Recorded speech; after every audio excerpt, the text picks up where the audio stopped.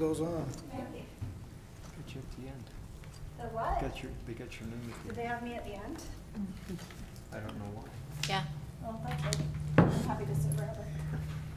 Okay, lights on. Well, welcome everyone. We'll go ahead and get started tonight.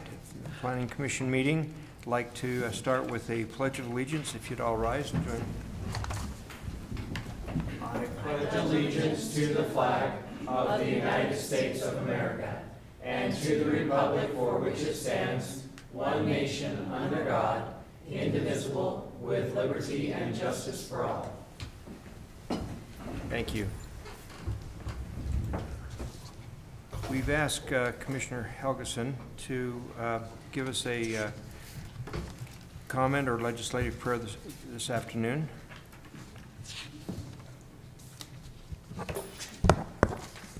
Well, my comment here is very short. I have a favorite saying, a quote from Edmund Burke that says, "The only thing necessary for the triumph of evil is for good men to do nothing." And I try to make that a creed for me to live by. If I see things that I think need to be changed, I'd like to get involved. And so it is a privilege to be here on the Planning Commission and serve in the city. And not that I'm changing anything but, behind some of the changes, but I appreciate that opportunity to be able to serve and to live in such a great place that we can have input in the things that go on in our daily lives. And I'll just say a prayer. Our Father in heaven, we are grateful to be here at this meeting, this Planning Commission meeting this evening, and so grateful to live in this great country. We pray, Father, for thy guidance that we may act with wisdom on the things that come before us this evening, and that we will have good discussion and be open to the things that we hear. We pray for thy Spirit and thy care over us this night, and we say this in the name of thy Son, Jesus Christ. Amen. Amen. Thank you, Commissioner. We'll next review the minutes of the Planning Commission meeting held on Wednesday, July the 12th, 2017. But before we get into the minutes of the meeting, I'd like to make special mention of Luann, who has been our minute taker now for several months, and we appreciated her, and we understand, Luann, that this may be your last night with us. That's and so right. We'd like to give you a round of applause and thanks for your help.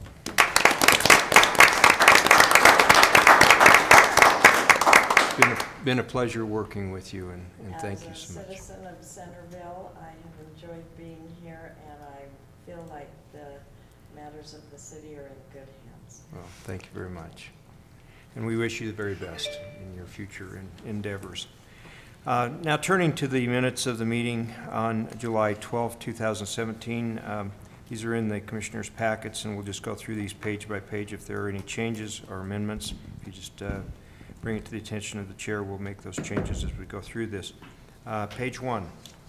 I have a minor one on page 1, sorry. Line 33, the motion passed 6-0, not 6-1. There was no opposing. Nobody opposed it, just Commissioner Hayman abstained. Thank you. Yep. Thank you. Good catch. Anything else on page 1? Page 2? Page 3? I have a change. On line 18, or starting, thereabouts, I didn't actually give my opinion. I was just asking us if we support the Main Street plan, so I would propose the change. However, when considering the bigger picture along Main Street, she questioned if the Commission truly supports the current Main Street plan. If the Commission does support the plan, approving this application would undermine those plans. Okay. And I'll send that to you. Great, thank you. Any objections to that change? Thank you. I have one on line 24. He said the Commission has opportunities to, and I probably said ask for, but I think the better phrase would be, he said the commission has opportunities to require compliance. Very good. And then ask for. Anything else on page 3? I had just a couple. So on line 4, this struck me as a little awkwardly worded, so I would change it to say, he said that is where enforcement comes in, comma, and then take out is why and insert suggested the commissioners and take out the apostrophe for commissioners. Correct. On line 35, the term "it" was a little ambiguous to me, so I would change that to say the category. So I'm limiting the category to indoor storage. Very good.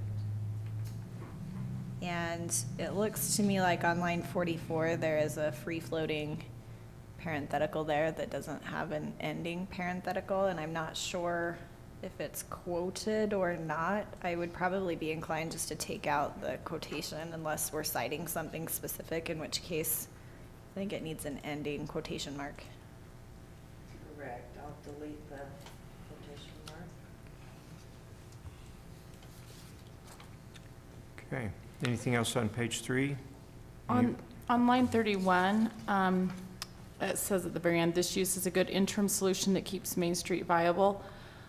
I think I did say that, but also I think maybe what I was trying to get across was what I said before, that this is a business that's similar in nature to Main Street in communities such as Farmington. So I'm wondering if we could change that to this use is similar to businesses on main streets in nearby communities. Very good. Anything else on page 3? Any objections to those changes? Okay, thank you. Page 4, I would take out the ampersand on line 21 and just put the word "and" in there. Very good. I have, I was confused by the verbiage on line 28. So going up above, he said the middle section, and again, this is your thought, Mr. Snyder, so you correct me if I'm wrong, but he said the middle section near Desert Industries is a good place to establish a buffer and to create a space for public access to public space. That was a little awkward. Just a place to access public space or something like that. Or what were we? Place to, yeah, I was just trying to say it's a great place to establish Okay. a buffer and in conjunction, potentially public space. And public space, and to create public space. Or open space, is that? A buffer. Yeah, a good place to establish a buffer and to create public space. Right. Potential public space. And then last comment is line 44. Chair Hershey said the commission has always talked about taking a holistic approach that, I'm not sure if I would use the word comprehend there. It's a little awkward, so I would say that includes analysis of both the east and west sides area. Okay. Other changes on page 4? Any objection to those changes? Page 5? I have a few. On line 4, complemented is with the I, the different complemented.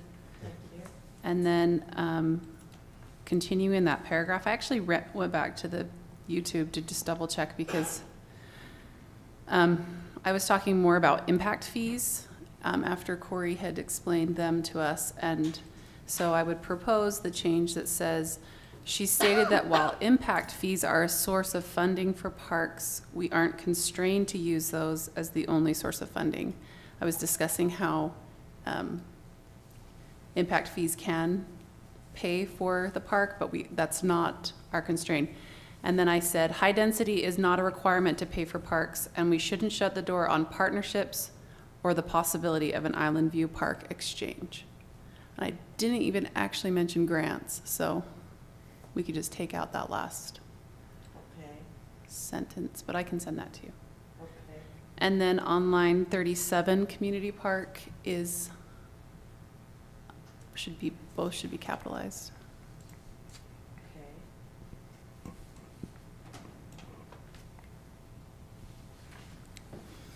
I have a couple of comments. On line 11, and correct me if I'm wrong, Commissioner Hayman, but did you really say she is not enamored of public parks or with public parks? I honestly don't remember. I actually had I have some changes to this section. Of pocket parks, I should say. Yeah. With? Yeah, I'm okay with. Okay. And then at line 47 at the bottom, I probably did say ordinances at the end of that sentence. I think we're really talking about crafting language in the general plan at this point, right? Rather than ordinances. So I would change ordinances to general plan. Any other changes on page 5? I had a few to this section. Sorry, I can't talk apparently. With line 8. Corey, we had talked about that 201,000 figure, and I had clarified if that would be the impact fee that was generated by the high density option. My assumption was that that would assume that all 12 units would go, right? That it would be the maximum high end, not the 9 units per Correct. acre. So I would like to clarify that, and Luann, I'll read how I want it to re-change, because there are a couple of other clarifications that I wanted to make. So I'm just going to read this section the way that I would have it read. Commissioner Hayman inquired about scenario 3 and asked staff to confirm that 201,000 was the entire amount of park impact fee that would be generated by the high density option, comma, assuming a maximum 12 units per acre are developed, period. Director Snyder said yes. She asked if there were any grants, comma, like the Island View grant, comma, or other state or federal funds available that the city could use to help fund a park, period. She said she is not enamored with pocket parks and would like to see a decent-sized park. Commissioner Hayman asked that staff put forth a proposal for a destination park, comma, such as a skate park, dog park, chess park, or splash pad park, period. She may be willing to consider up to 8 units per acre if it will assist the city in funding, either publicly or through a public/private partnership, a significant park in that area. Okay, I can get that from the audio. I would show you my notes, but they're all over the place. So that probably was easiest. Okay, thank you. 2 corrections on that page as well. Line 34, Commissioners, I did not listen to this recording. This is just based off my memory, so if anyone disagrees that this is how it went down, please let me know. On line 34, have it read, and he is strike in favor and replace that with open. Change the word of to, so he is open to a park and residential development at a minimum of 8 units per acre. So add a minimum to that Okay. as well.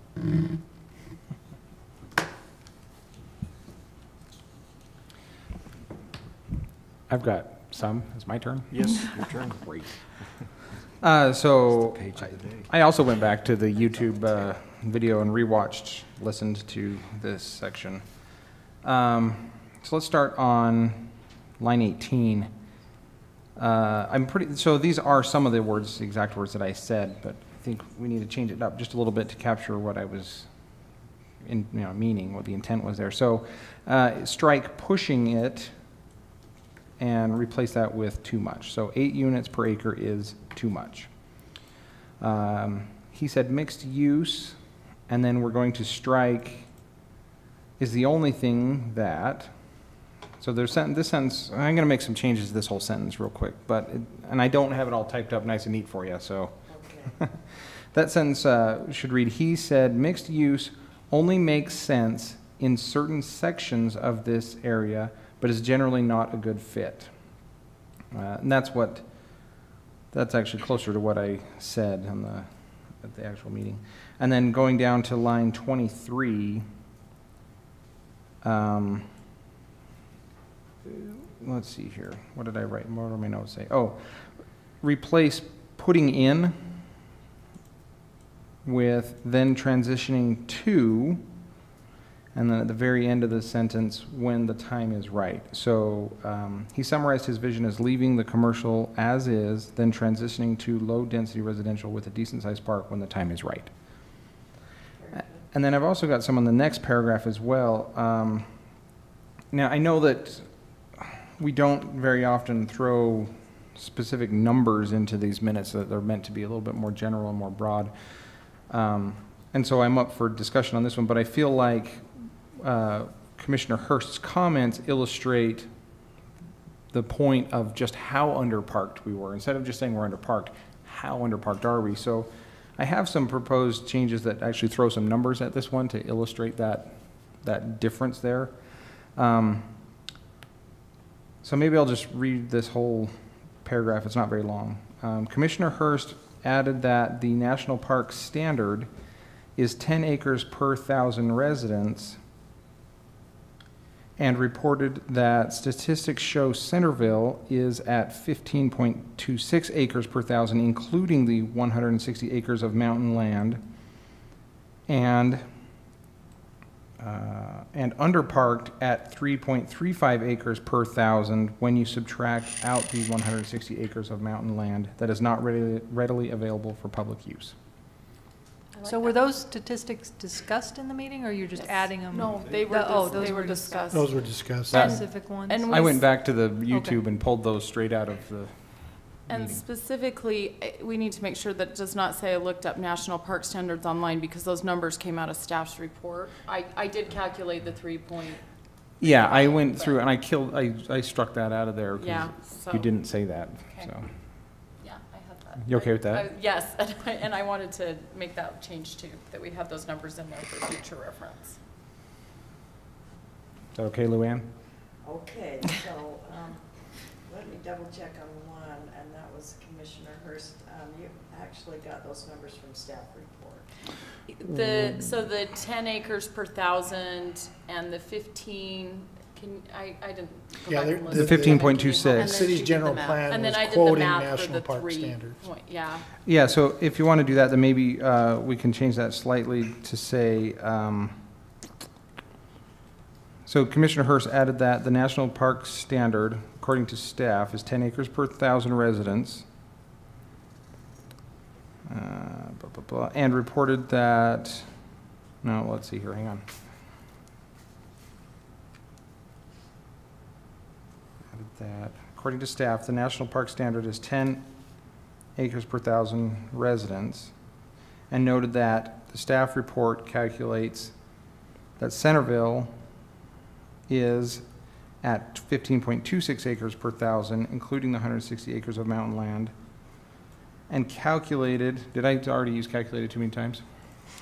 And calculated 3.35 acres per 1,000, and is underparked at 3.35 acres per 1,000 If you subtract out the 100. when you subtract out the 160 acres of mountain land that is not readily available for public use. Okay. Good, I like it. Okay, I can get that from the audio. Okay, great. I was gonna say, do you want me to write something down for you? Would that be easier? I think that's gonna be clear. Okay. Okay, thank you. Anything else on page 5?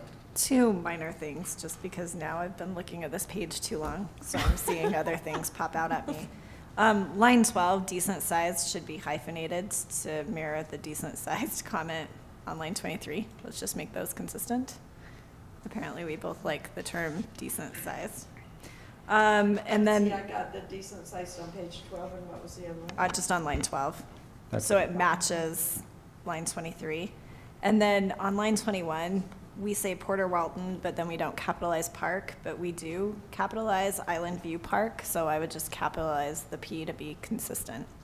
Very good. And now I'm going to stop looking at this page. Page 5 is page of the day, so anyone else have comments on page 5? That'll teach Luann to leave us. Maybe that's why she's leaving us.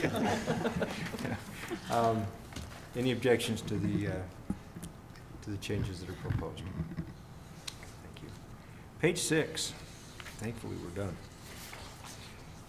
Chair will entertain a motion on the minutes as amended. I'll move to approve the Planning Commission meeting minutes for July 12th, 2017 as amended. Second. Moved and seconded. All in favor, say aye. Aye. Any opposed? Thank you.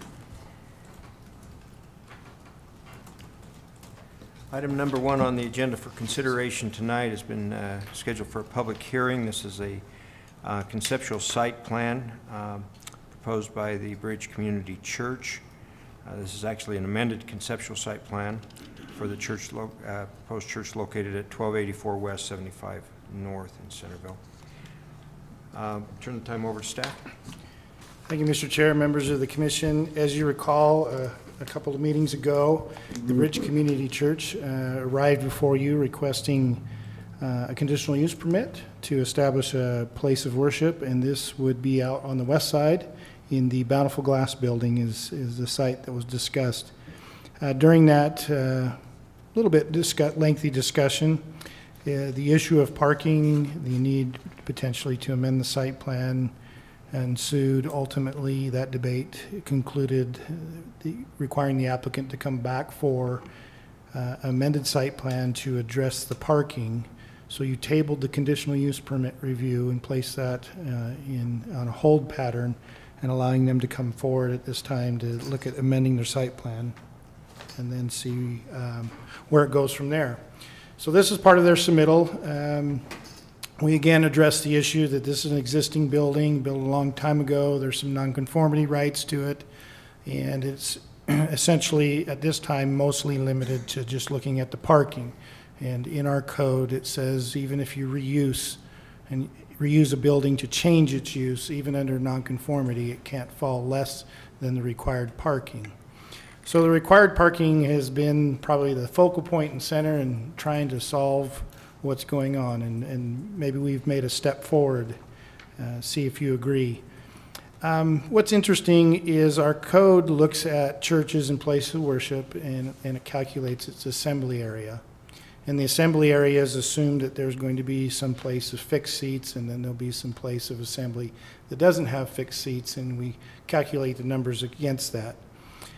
In this case, you have about a 10,000 square foot building. The assembly area is only just over 3,000 square feet, 2,900, 3,100, depending on what you include in the assembly area or not. But that, and so I go through the report and show you it's supposed to be using the gross footage that you can calculate for the assembly area. Essentially, that leaves somewhere in the neighborhood of 7,000 square feet of building that's unaccounted for. And I think that's where the discussion is taking place is, you know, somebody could potentially come in and have just a 10-foot by 10-foot assembly area in a large building. Now, that's an extreme example, but the issue is trying to come to a reasonable conclusion that there's sufficient parking for the proposed use. They've reconfigured their site plan, and using that around 3,000 square foot of assembly area, they've reconfigured the parking. They will not use the service doors that are on the building. They'll install a sidewalk. They'll remove the wall, some of the existing wall that's there that kind of gets in the way.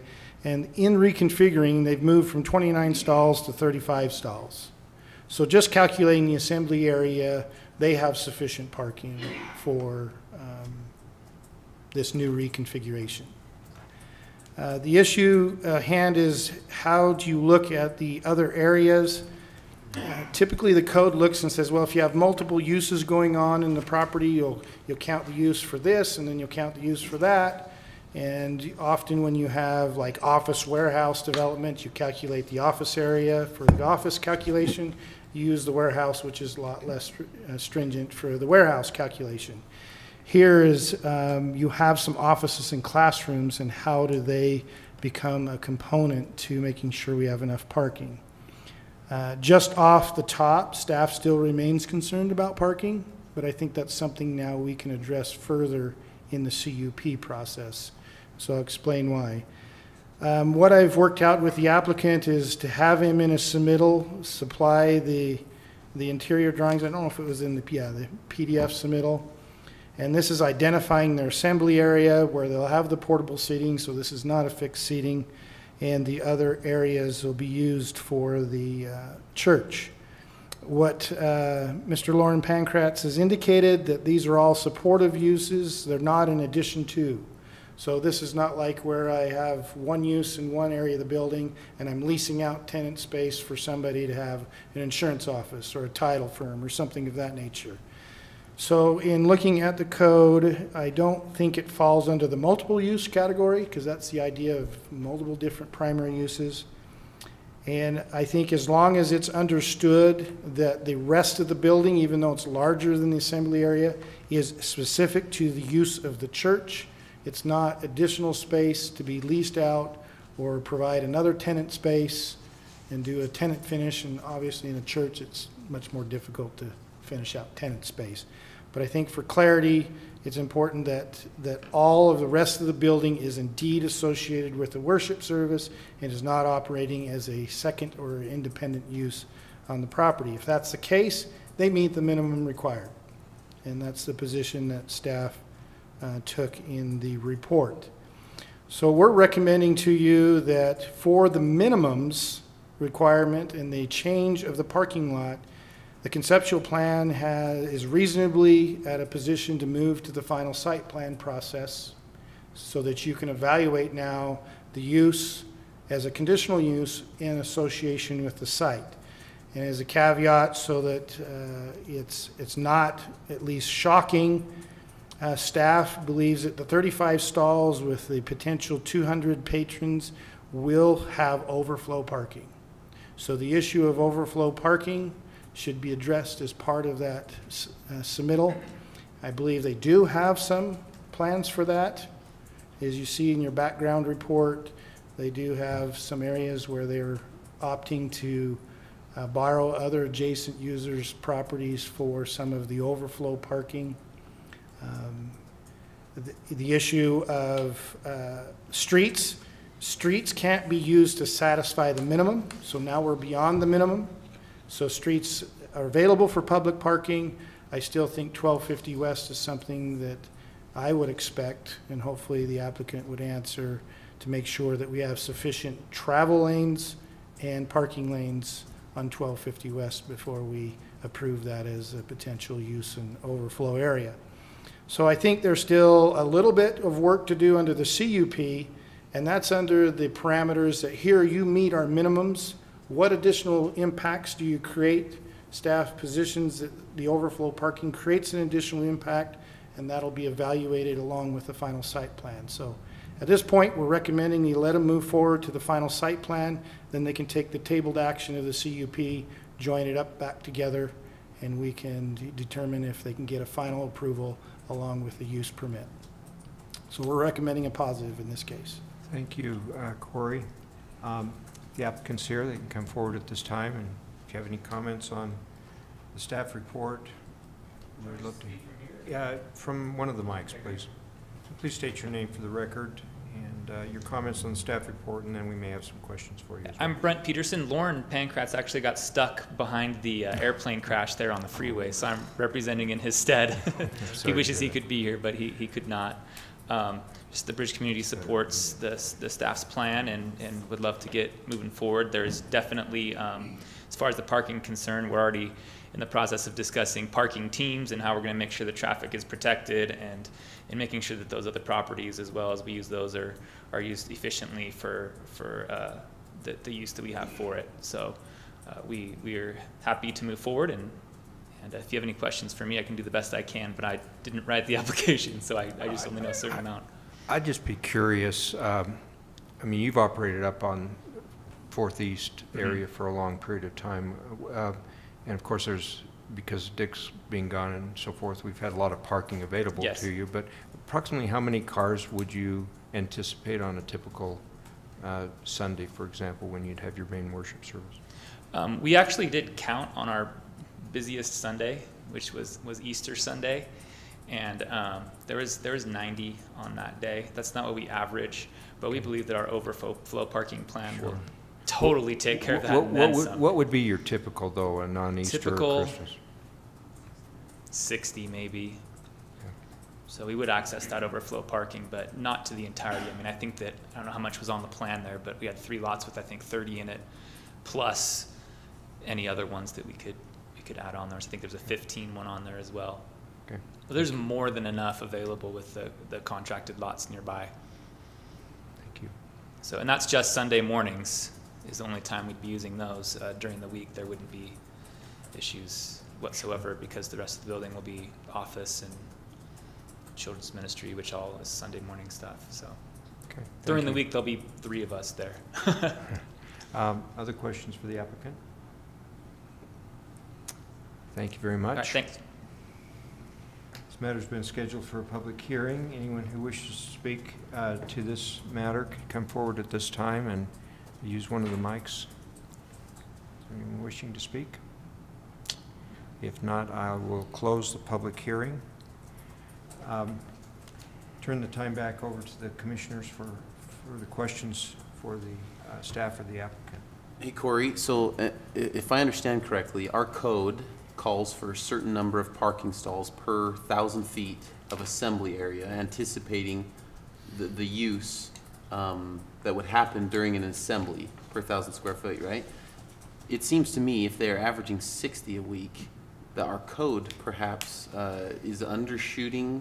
I think that's a fair assessment, that the code coming to the assembly area probably underassesses a certain scenario. Which would, in this case, it seems like it would be a weekly scenario. And Easter would be, I mean, if 60 cars is what they would expect, and they have 35 on their lot, that is up to snuff with code, which I think is one way to definitely, we should look at this, but it makes me wonder about the code. Yeah, I think that's a fair assessment. As we looked at it and looked at multi-use, what's the definitions? It comes down to the singular use is a church and a place of worship, and our code goes to the assembly area. And, somebody could certainly decide what size assembly area they want to put in their building. And so I think, yeah, that shows a shortfall. And I just wanted to comment, I sort of challenged Corey on this interpretation because I'm very concerned that we have a 10,000 square foot building. They're only parking for the assembly area, which leaves another 7,000 feet in the building. But I do think, as he's pointed out, I think this is probably more of an error, a significant loophole in our code.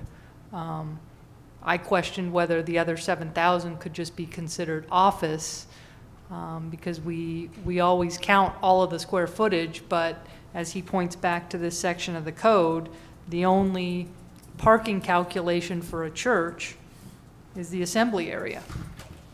And you have no parking requirement for the other 7,000 square feet in the building.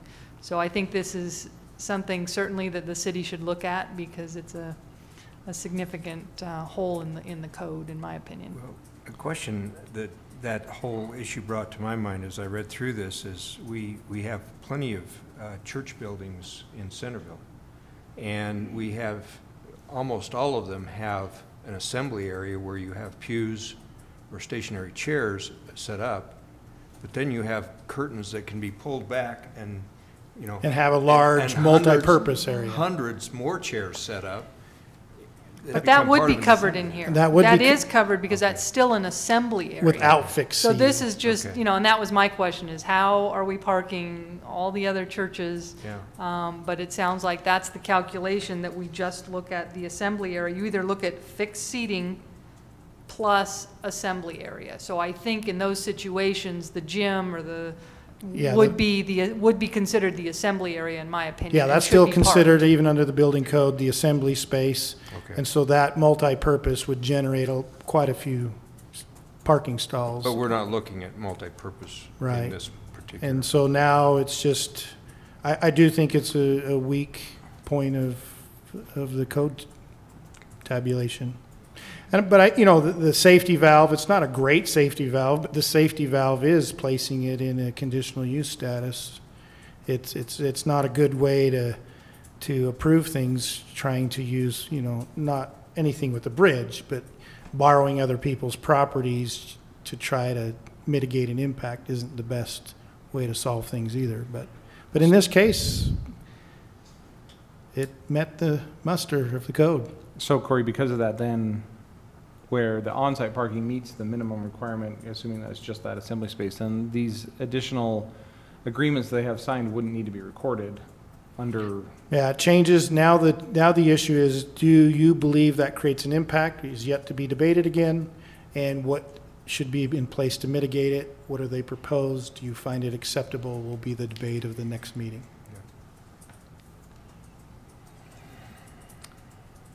Okay. Any other questions for staff? I have a question for Lisa. Lisa, would you and this may be a really elementary question, I'm sorry if it is. Would you consider this more of an administrative decision or a decision that has legislative overtones? This is an administrative decision. So, okay.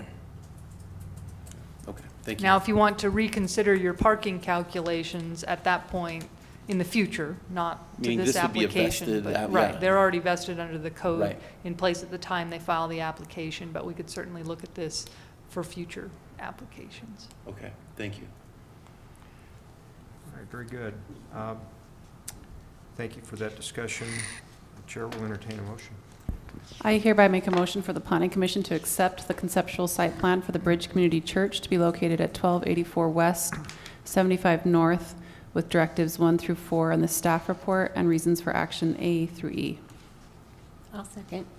Been moved and seconded. Any further discussion or debate? Yes, I wanted to make a few comments. I am in support of this motion. I like the idea of the mixed use in the area, and because the uses are on different days, I feel like with the conditional use tool, we have a real good chance at mitigating that. That being said, I feel like it needs to be said that we may be opening up a can of worms on this. I'm reminded of a thought that Scott Kerr, who was a former commissioner, once said. He told some story about fences and ambulances and a cliff, that if you're on a cliff, Shaylin's confused, let me explain. There's this story of a cliff that people liked to look off, and they would fall off into the ravine, and they'd have to get ambulances to rescue these people. And more people were doing it, and so they'd get more and more ambulances till someone came up with the idea, let's build a fence. And it's a much more effective way of handling the problem. The argument that that would present in this case is we may be ambulancing this thing when the fence issue is this is a bad fit for this site, and let's not open the can of worms. That being said, I still am in support of this and feel like, you know, I like the use, I like the area, but I just felt like that needed to be said. So along those lines, my concern here is, I agree, I think I'm in support of it as well, but come January, there's a snowstorm. Does this shared parking, they're not gonna have snow removal necessarily for Sunday morning? That'll be the debates. Yeah, and that probably is best taken up in the conditional use debate, in my opinion. Yeah. But probably the next meeting. What's that? Yeah, I would reserve the CUP think for the probably. debate of the meeting, scheduled Okay. meeting. Right. Yeah, so yeah. I will just say I'm in support of this. I think this is a good use of a building that would otherwise on a Sunday morning go unused. I feel like there may or may not be problems with our ordinance and the parking that we have. I live next to a LDS church, and I'll tell you, parking goes all the way up my street too, and I live next to a park, and every single night, parking goes all the way up my street too. So yeah, we definitely have some issues with our ordinance with parking, but again, this is not something we need to even, whether that's an issue, is not something we need to address with this current application because they are following all the rules. And I really appreciate how they've gone above and beyond to secure additional parking. And I think they've answered a lot of the questions and tried to mitigate any of the concerns that we had. Any other comments or debate? Let's bring the matter to a vote. Commissioner Hayman. Aye. Aye. Aye. Aye. Aye. Aye. Aye. Motion passes. Thank you very much.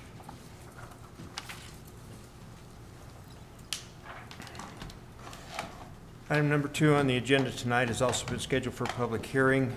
This is a consideration of a proposed conceptual site plan for an accessory building on an unplatted parcel at 215 West, 1850 North, initiated by Kathy Goodfellow and Mary Tullis, applicants.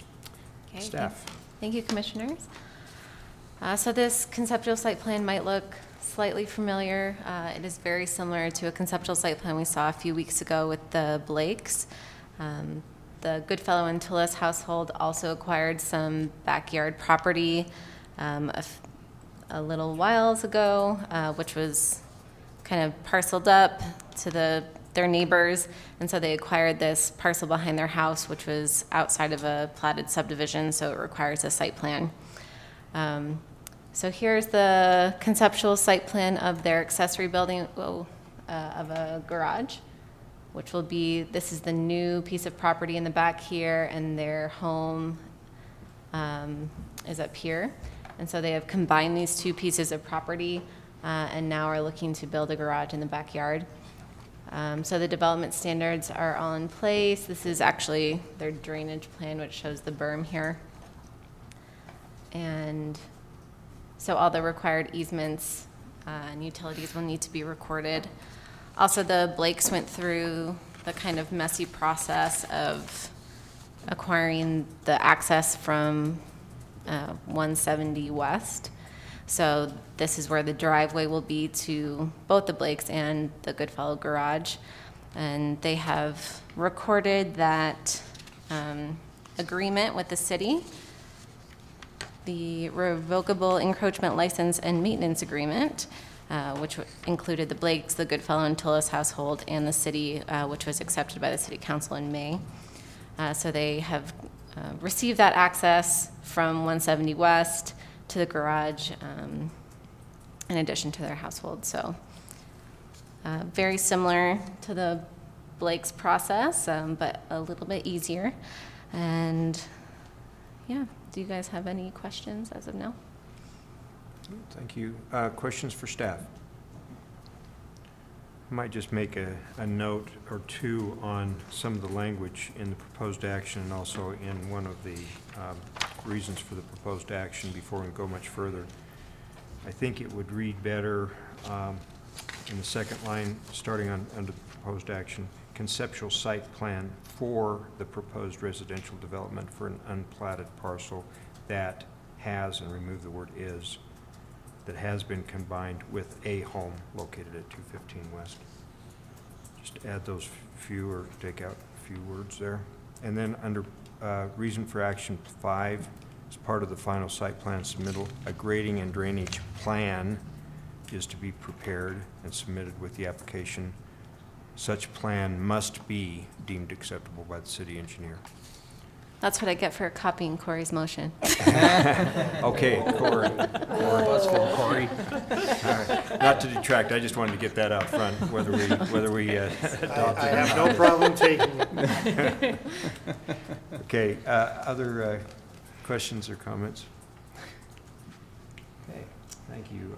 Staff, the applicants here would invite you to come forward and speak on this matter, if you'd like.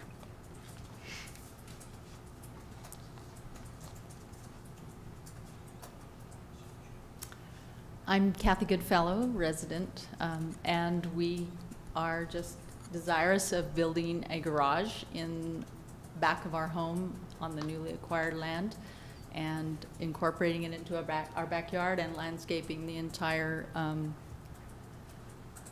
plot to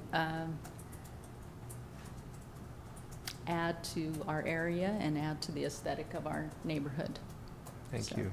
The garage will be used as a residential storage garage. Okay. Well, thank you. Questions for the applicant?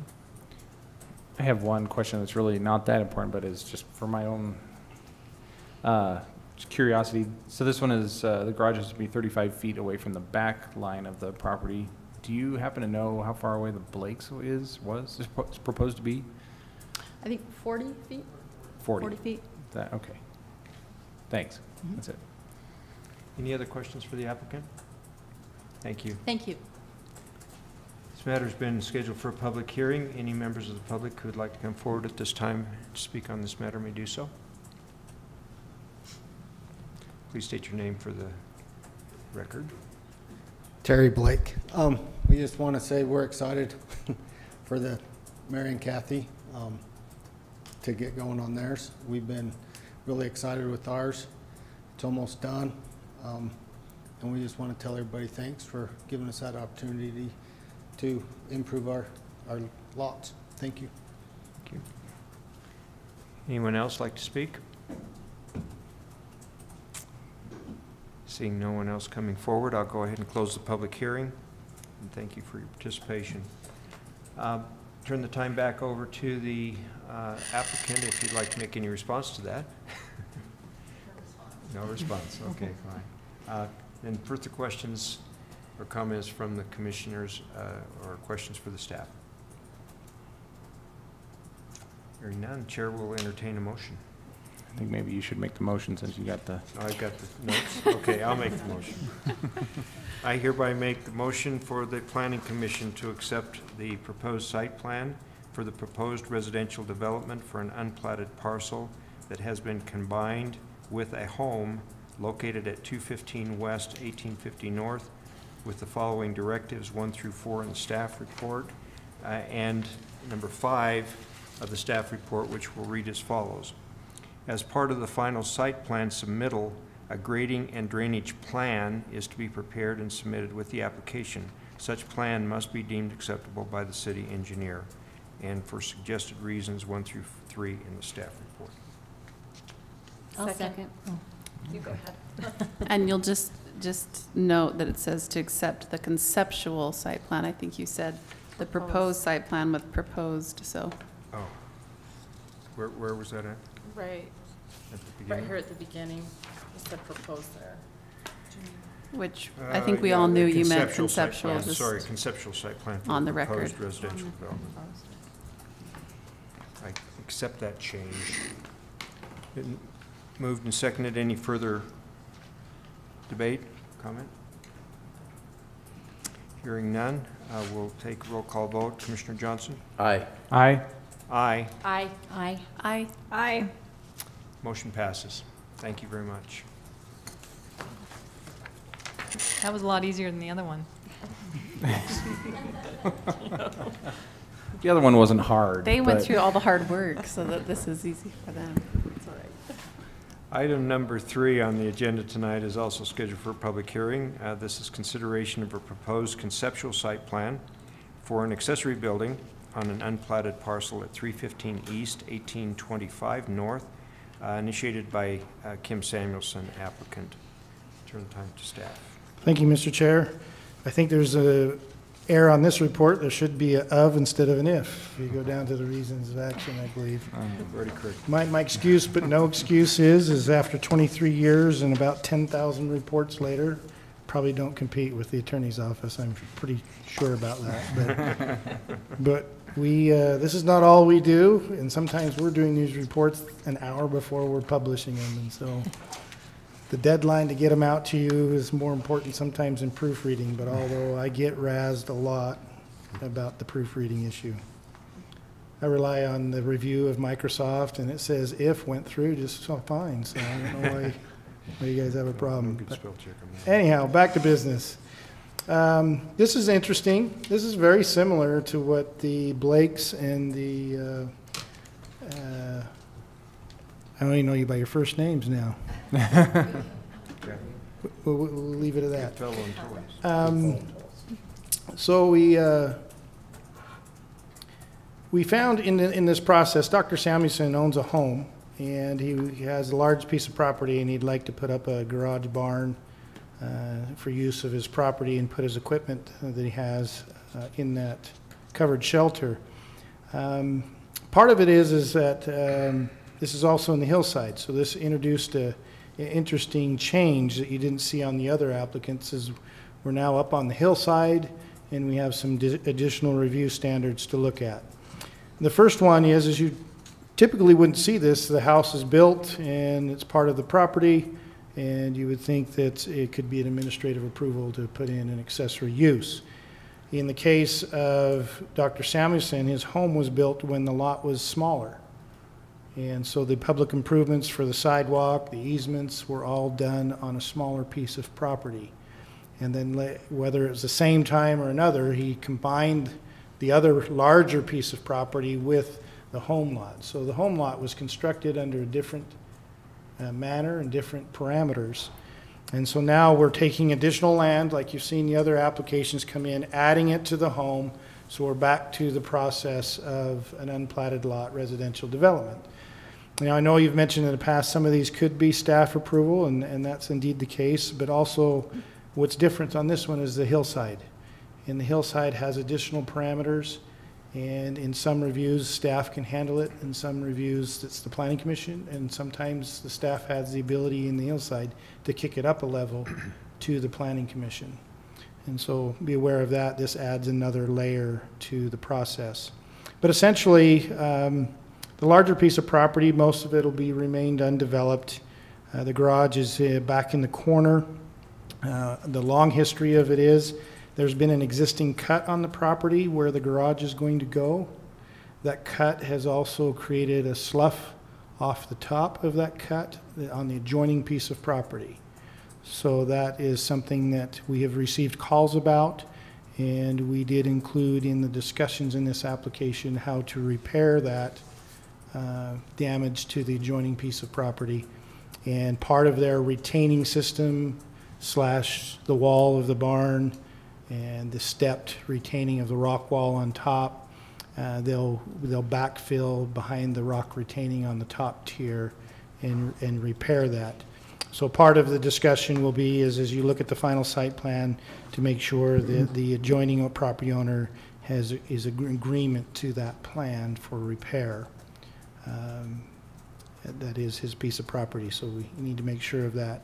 The second item to look at is generally in the hillside, you know, other than the geologic hazards and the landslides, although they're really important, a lot of the focus is when you do cuts and fills and retaining, we have limitations.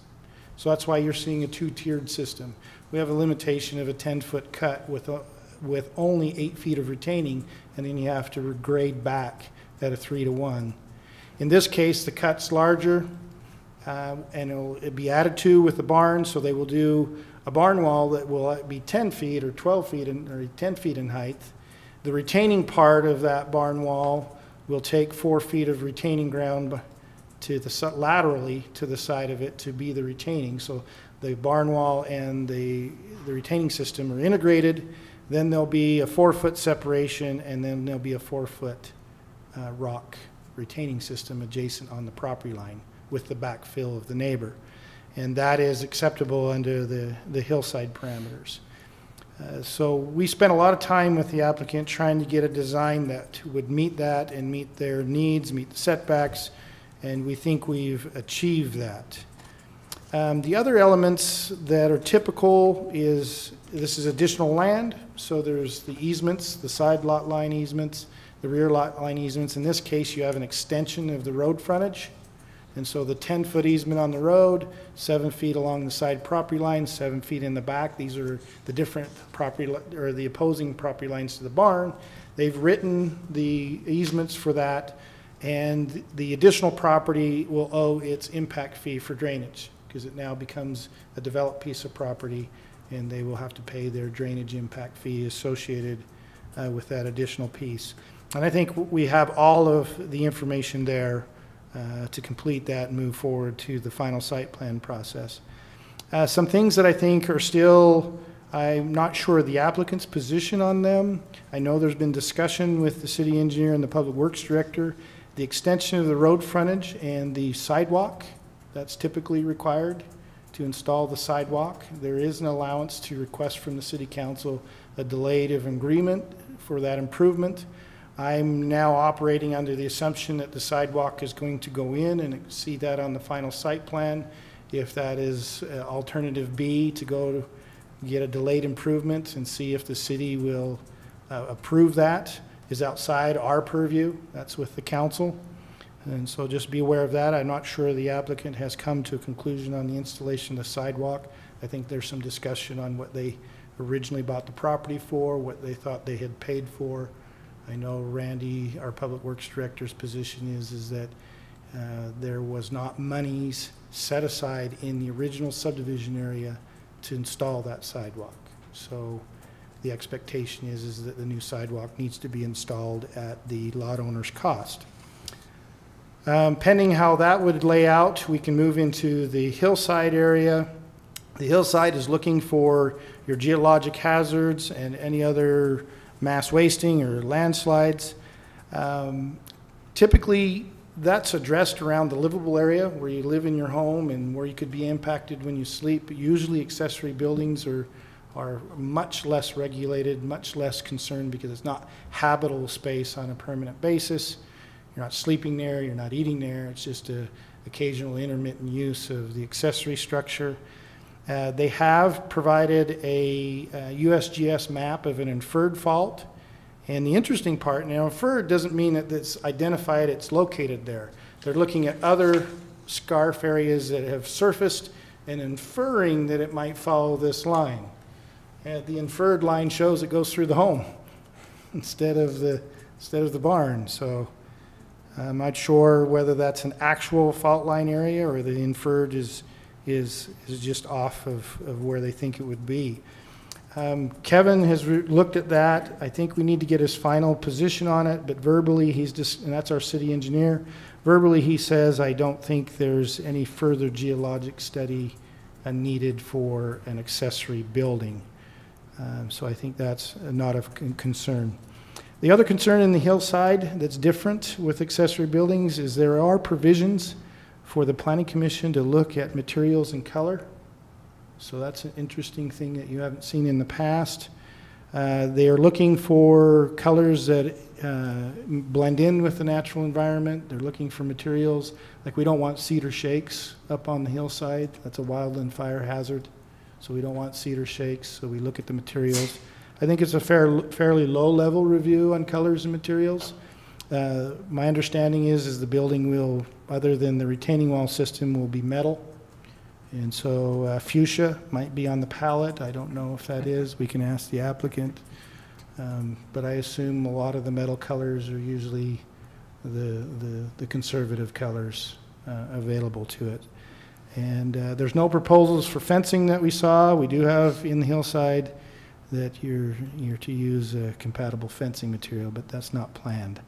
So with everything we've looked at, it's taken Dr. Samuelson a while to work with staff and get to this point, so he's probably eager as well as frustrated with us.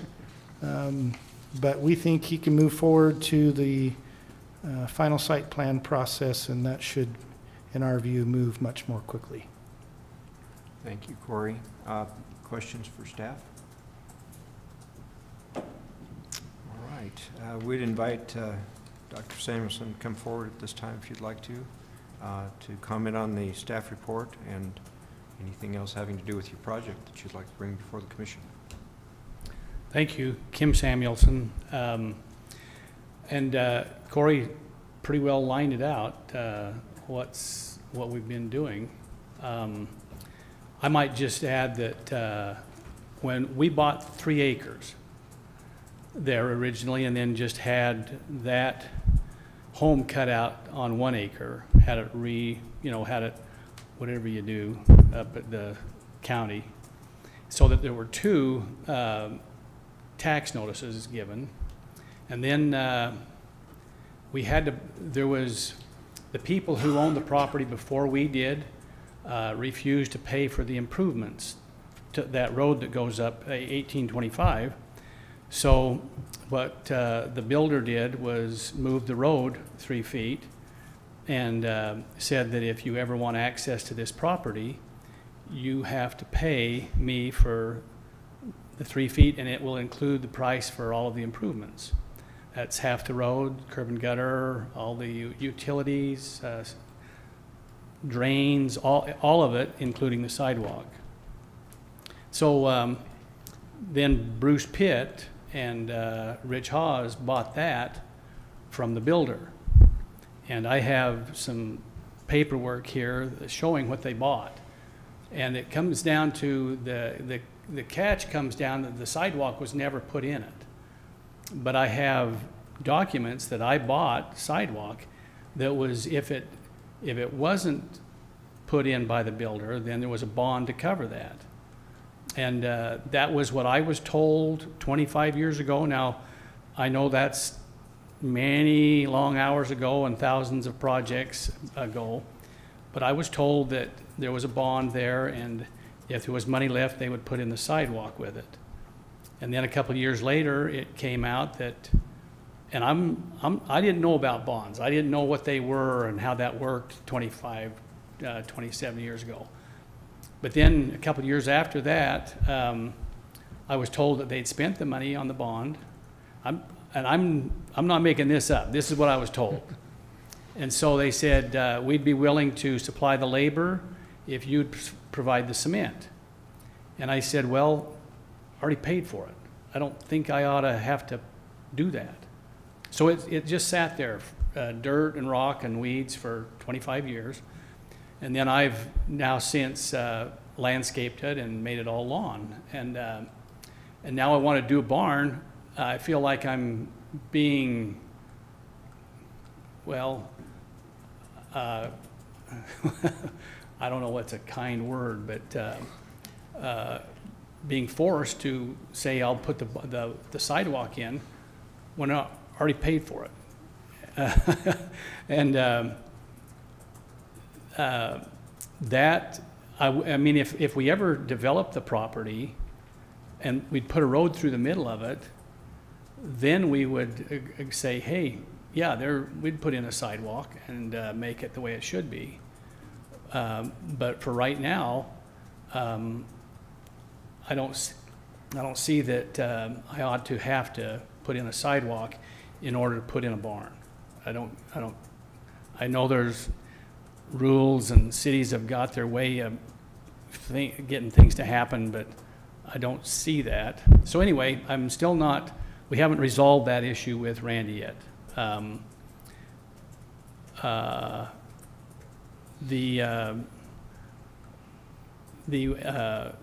Taking land for the easements, I was told that if we ever did put a road down the middle, that I said, well, that's where the easements should go if we put a road down there. And so they said, well, then we would vacate the easements on the west and put them in the road. And my question is, I've had to pay $350 to get those easements recorded and written up. Will I get a refund for that? No. It's just the way it is, you know. So I have some issues with the process here, but I think we're,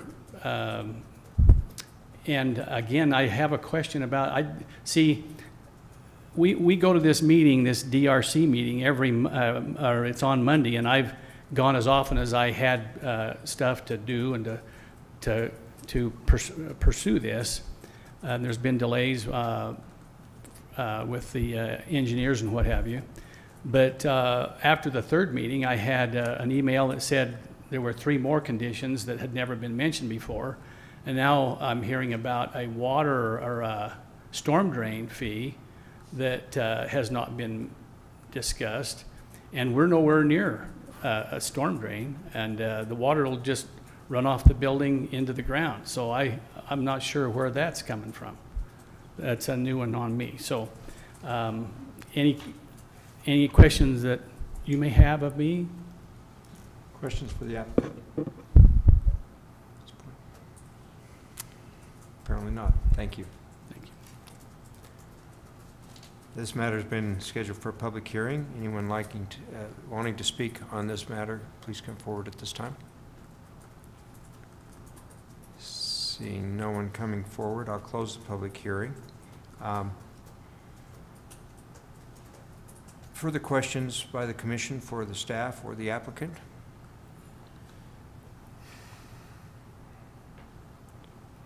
Corey, will you just describe briefly the process you made mention to about the city council's ability to address the sidewalk issue?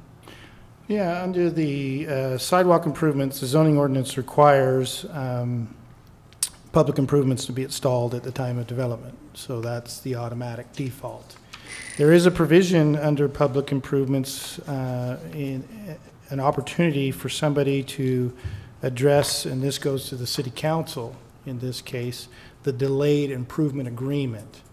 So this is one where they can go to the council, and if there is reason that the council feels that completing the sidewalk at this time is not of pertinent need, then they can delay that improvement at their cost.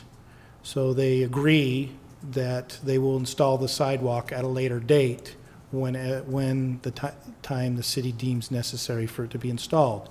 So that could be 6 months, that could be 10 years. You know, typical places they look at it is somebody's building a lot on a street that doesn't have sidewalk. Why connect sidewalk when there is no sidewalk? So that's a reasonable case. Here they would look at where's the existing sidewalk. In this case, there is existing sidewalk. It's missing at this place.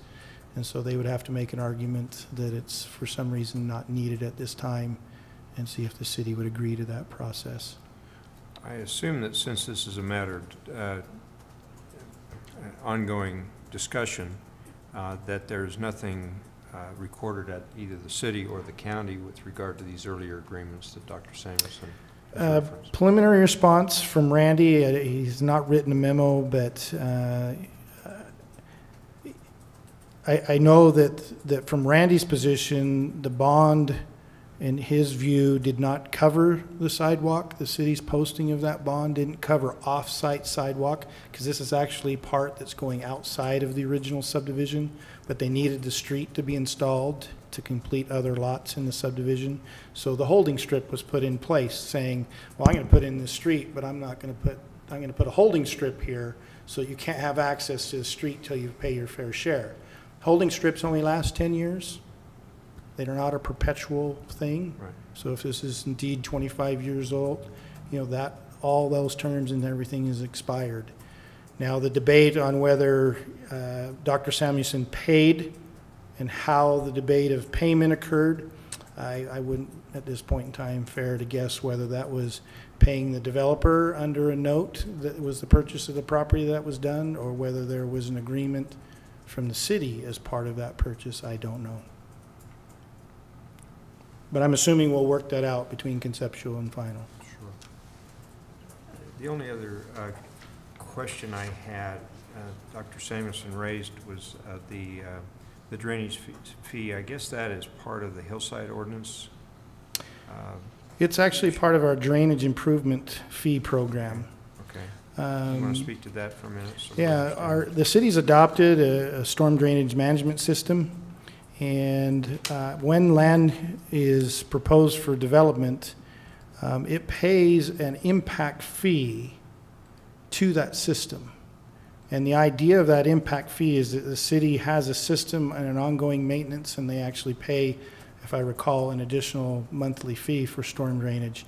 Goes for installing and maintaining the storm drain so that they can capture the water from the property. And it is a raw acreage, so it's not looking at, that's once you're developed and you've looked at it, you have a fee covering it. But the raw acreage going into development is just an automatic fee per acre. It's $2,000 per acre. So this would be prorated to whatever the acreage is amount to be developed. I do think that there is in that fee ordinance an opportunity to look at not how much is charged, whether there is, you know, an improvement being made and you've got 100 acres somewhere else and I'm improving one aspect, to prorate a relative rate to what you're doing. I don't recall that, but usually there's some type of relief mechanism in the impact fee ordinance. And again, that's a council matter to decide if they want to waive the impact fee. You know, addressing how some of these comes up, I agree with Dr. Samuelson. He has seen an evolution. It's also an evolution of plans. As plans come in and we're able to review it and see what's working and not working, we will return comment again. So you will see an evolution of conditions, and the impact fee is the evolution of this process. I recall that Randy informed him of the fee during the discussions, but whether that was clearly communicated, I don't know. But that impact fee is applicable to all developed property. It's all development, yes. In the city. So as you bring raw land into development, you'll pay $2,000 an acre towards the city's storm drain system. And we all pay part of the maintenance fee.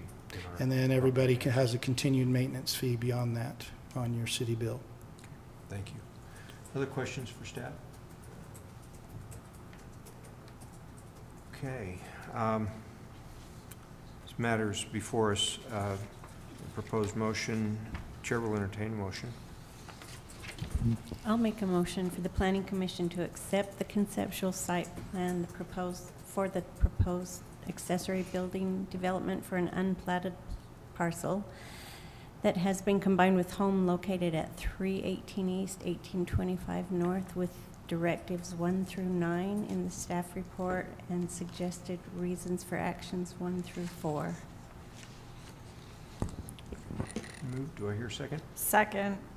Been moved and seconded. Any further discussion or debate? I just have one question, and I probably should have brought this up earlier, but with the unplotted parcel being combined with the home, is that, if they had not combined that parcel, would the sidewalk even be an issue? Because it's on that other The barn side. would be an issue. You couldn't construct the barn because it's not with a primary use. So the unplotted lot came around like that? Wrapped around in Okay. an L shape. Let me get the information to show you the difference. And so because it's all one large, Yeah, what I provided to you is there it these, is, yep. these historical plats. Uh-oh, where am I? Okay, Get this thanks for over that here. clarification. Yeah, so you see the home is on this smaller square, rectangle, not square. And then you have this L-shaped property added to it. Okay, And now you see a recent plat that's combined it all together, and the dotted line is where the lot used to be for the home. Okay. That answer your question? thank you. Any other comment or debate? Okay. Hearing none, we'll go ahead and take a vote. We'll start with Commissioner Hayman. Aye. Aye. Aye. Aye. Aye. Aye. Aye. Motion is passed. Thank you very much.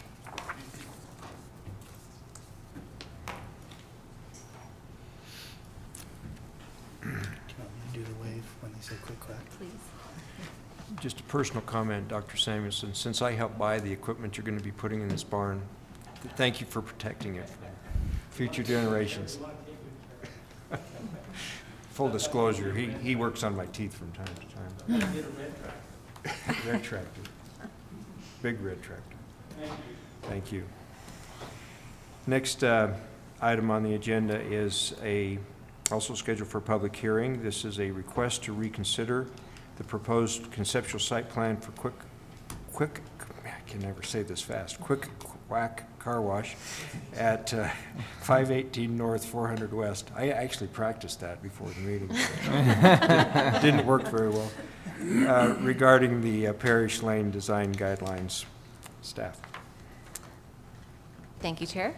As you guys will recall, a few weeks ago, you guys accepted a conceptual site plan for a Quick Quack Car Wash on 400 West, adding the condition that they would comply with the Parish Creek Design Guidelines due to their significant visual presence on Parish Lane. They have very kindly and politely requested a reconsideration of that directive, which is up for you guys to decide if you want to put it back on the table as a reconsideration of the conceptual site plan as a whole. From a staff's perspective, looking over this again from the last report, I'm going to stop you right there. Sorry. Because, if we don't move to reconsider, we don't need to even discuss the rest of this report. And since I voted in favor, but reluctantly, I am going to make the motion to reconsider. Second. Been moved and seconded. Debate on the motion to reconsider.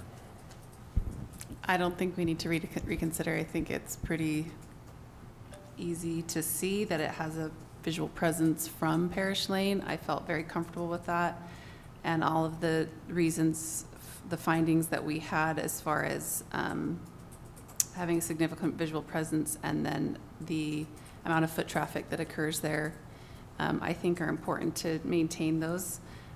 Also, if you go through the staff report, it talks about in and out being required to maintain those guidelines, and they're even farther removed from Parish Lane.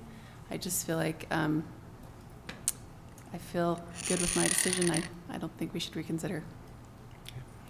I agree. Just a consideration, if procedurally this is how you'd like to proceed, it might be fair to let the applicant speak to their request and why they want you to reconsider it. There you go. It's fine if you don't want to go through the whole staff report, but I think at least in fairness, let the applicant. Good point. Let's ask the applicant to come forward at this time before we have further debate. Please. Thanks for having me. Yeah. Please. I'll come over here. Yeah. I think I have pictures. So. Okay, great. Please state your name for the record. Okay. Mike, see if the mic goes high enough. Joseph Ernest. I work with Lone Star Building. I had the great pleasure of diving into your code. It's awesome. So I actually put together a letter articulating why I thought it was appropriate to reconsider the application of the Parish Lane Gateway Standards. And Cassie just pulled it up for you. And I'll refer to it, and I appreciate Cassie saying kindly and politely we're requesting that reconsideration, because I've worked with a lot of cities, and I just, kudos, hats off. You guys are great. The staff's been great. Cassie, Corey, Kevin, everyone we've worked with has been great to work with. And this is just a really polite request, and it's a little bit urgent for the business, and I hope to provide that context as well. But the code states that the parish in 12.63.020B, it's one of my opening paragraphs here, that the Parish Lane Gateway area consists of any property that has frontage on Parish Lane, which we know this one doesn't, it's 518 North, 400 West, is part of a larger project that has frontage on Parish Lane. Obviously that's not part of it, or has a significant visual presence on Parish Lane. So the drafters of the code, in their wisdom or not, I mean, that's not for us, put significant in front of visual. And I think that's an important distinction that the code makes in order for us to adequately and properly translate and interpret what the drafters meant in this code. So for us, the site does not have significant visual presence on Parish Lane, as the majority of the site is blocked by a Dairy Queen, Beans and Brew, Jiffy Lube, and a Subway as far as visual presence from Parish Lane. In addition, we just recently found out that 400 West is going to be significantly widened to the tune of we are going to be pushed back approximately 28 feet further to the east, even further hindering our ability to be viewed from Parish Lane. And we just found that out last week or the week before, so after the decision was made. That being said, I think you could make an argument that we have, I think we have insignificant visual presence. I think you could even make the argument that we have visual presence, but I don't think in good conscience any of us could make an argument that we have significant visual presence to Parish Lane. In addition, the most important issue for us is the consistency of our colors. Long before I started working for Quick Quack, I was a customer at Quick Quack, and something that they are just amazing at is their marketing and getting involved in the community. When they first open any store, we have 6 locations operating here in the state, and we'll have 40 within the next 3 years. And we have many, many sites that are under review. But the reason I bring it up is before any opening, we get involved in the community to provide charity. We do a day of free washes, and donations are made by the community for people in need.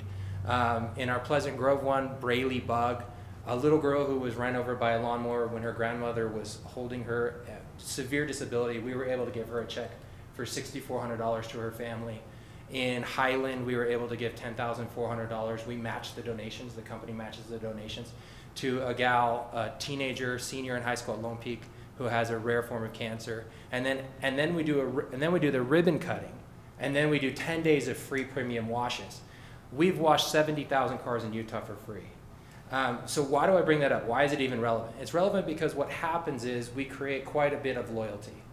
And people are get used to our brand and our look. And we also get involved in the community. We will sponsor the high school teams. We have a float that will be in your parades. We even have a mascot named Quaggles, Quaggles the duck, that will probably be at your Easter egg hunts and definitely will be part of your parade, and the list goes on. So why it's so important to us to maintain our colors is that our consumer base, they get used to those colors. And because we have that insignificant presence to Parish Lane, it becomes even more important for the business to not be economically harmed, that we get to maintain our colors.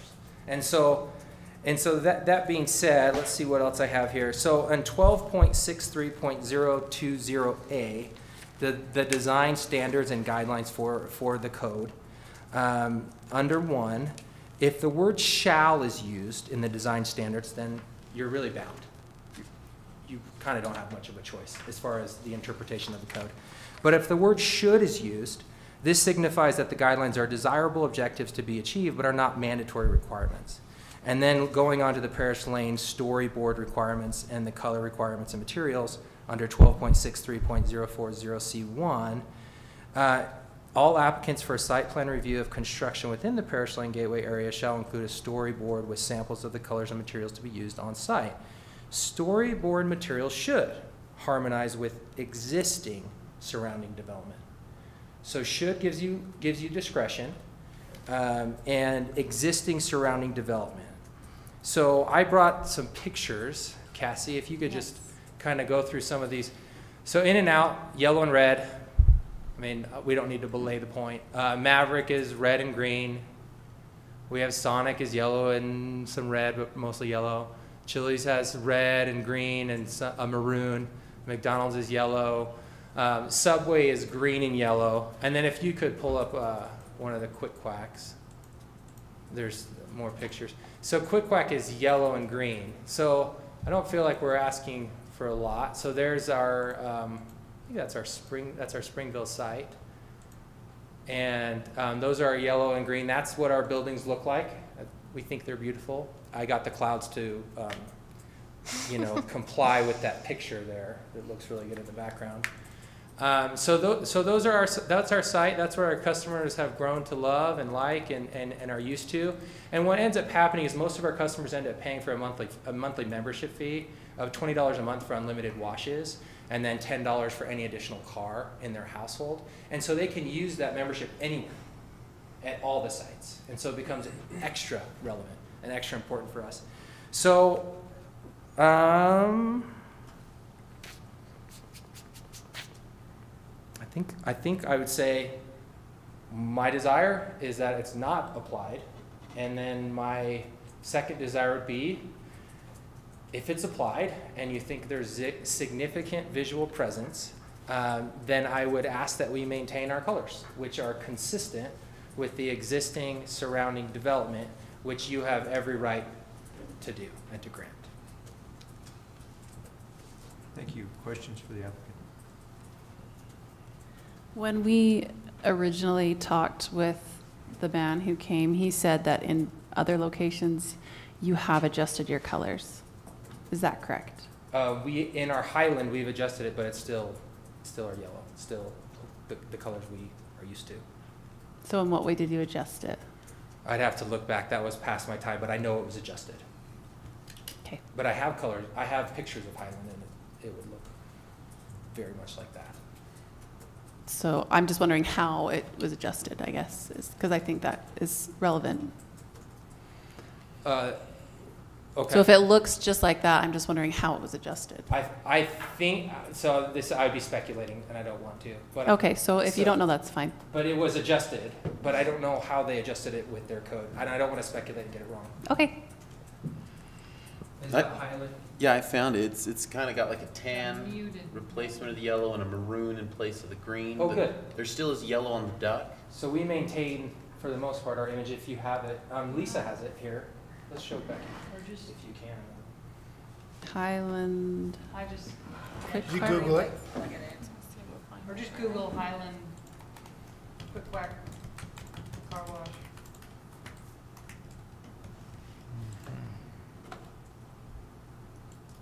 Oh, there it is.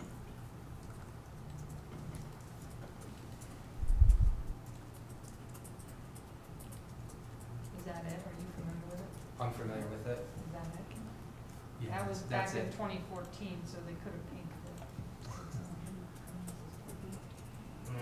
it. It wouldn't have existed in 2014. It only opened a few months ago. Oh, So I don't know. that's interesting. Yeah, it didn't exist. It only existed this year.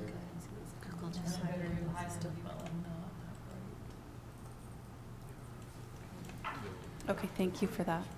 Yeah, you're welcome. And then I think I would comment on that is if a city has us mute a color or fade a color, I mean, if that's ultimately what happens, that's why I'm here. That's not ideal for us. And your city code allows you to not make us do that. And I think it's consistent with the surrounding development. Great. Any other questions for the applicant? Thank you. Thank you. Sincerely, thank you. Okay. Appreciate that input, and we do have a motion and a second before us to reconsider, and we can, and assuming that we move on, we can further discuss the guidelines, but any other comment or debate on the motion to reconsider? Yeah, I have a question for Corey. I think we talked about this briefly, very briefly, the first time this came to us. Talked about, I think, Sonic specifically. They've got some bright-ish colors. They're yellow, whatever else. Was there a request to mute those colors at all, or what was the? Yes, there was. The interesting debate comes into is what constitutes signs and what constitutes building materials to others. So when you look at some striping that's associated with a sign, we don't regulate the color on the sign. So you'll see In-N-Out Burger sign is bright yellow and red because that's on the sign, but you'll see that their colors are different. Go to Grease Monkey, you'll see red on their sign, but you see red muted. So it's not that we don't have primary colors out there, but we mute those when they're used for the building versus the lighting and the signing package that goes on the building. And Sonic has a lighting and signage package that uses those colors of corporate, but the rest of the building is off yellow in their original approval. Pastel, I don't know, warm, I don't know what you call it. Other questions for the staff? Okay. Any further questions for the applicant? Let's move forward with a vote on the motion to reconsider. And we'll start with Commissioner Johnson. Aye.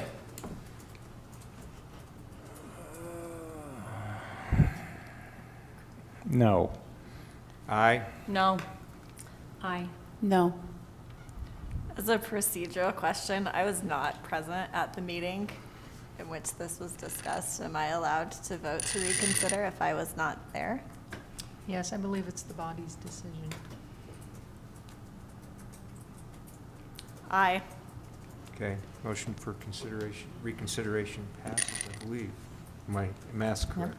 So procedurally now, the motion is just back on the table Right. for the commission to consider, and I think we've heard from the applicant, so you could hear from staff at this point. And I'm not convinced that that's the Highland picture of the quick quack, so just take that into consideration. Okay.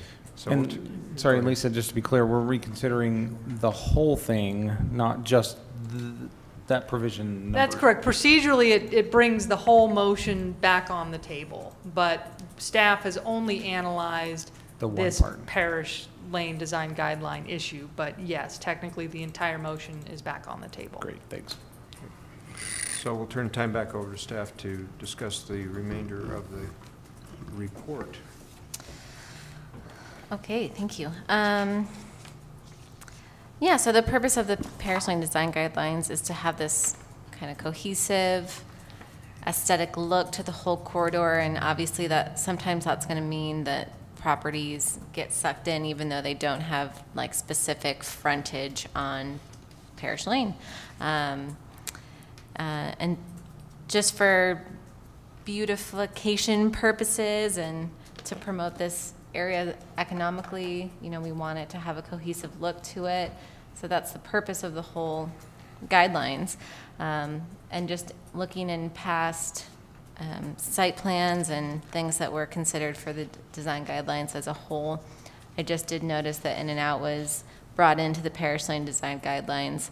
And from my opinion, I feel like the Quick Quack site would have more of a presence on, a visual presence from Parish Lane than the In-N-Out would. Yeah, and I think you guys covered everything pretty well at the last conceptual site plan. So those were just my kind of concluding additional thoughts on the process here. But it will, you know, be pushed back, as they said. 400 West is expanding, so it might be even closer. I know you guys were thinking that it would be further to the road than the KinderCare site was, but now it will be pushed back a little bit, so keep that in mind. Thank you, Cassie. Any further questions for staff at this point? Yeah, Lisa, I would be really interested if you would be willing to weigh in on the argument that was made regarding the word should versus shall and its role in our decision as to whether or not we would include a property.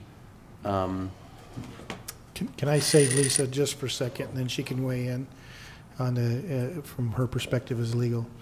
The Parish Lane Design Guidelines have the should and the shalls, and then they have the mays. The shall is mandatory.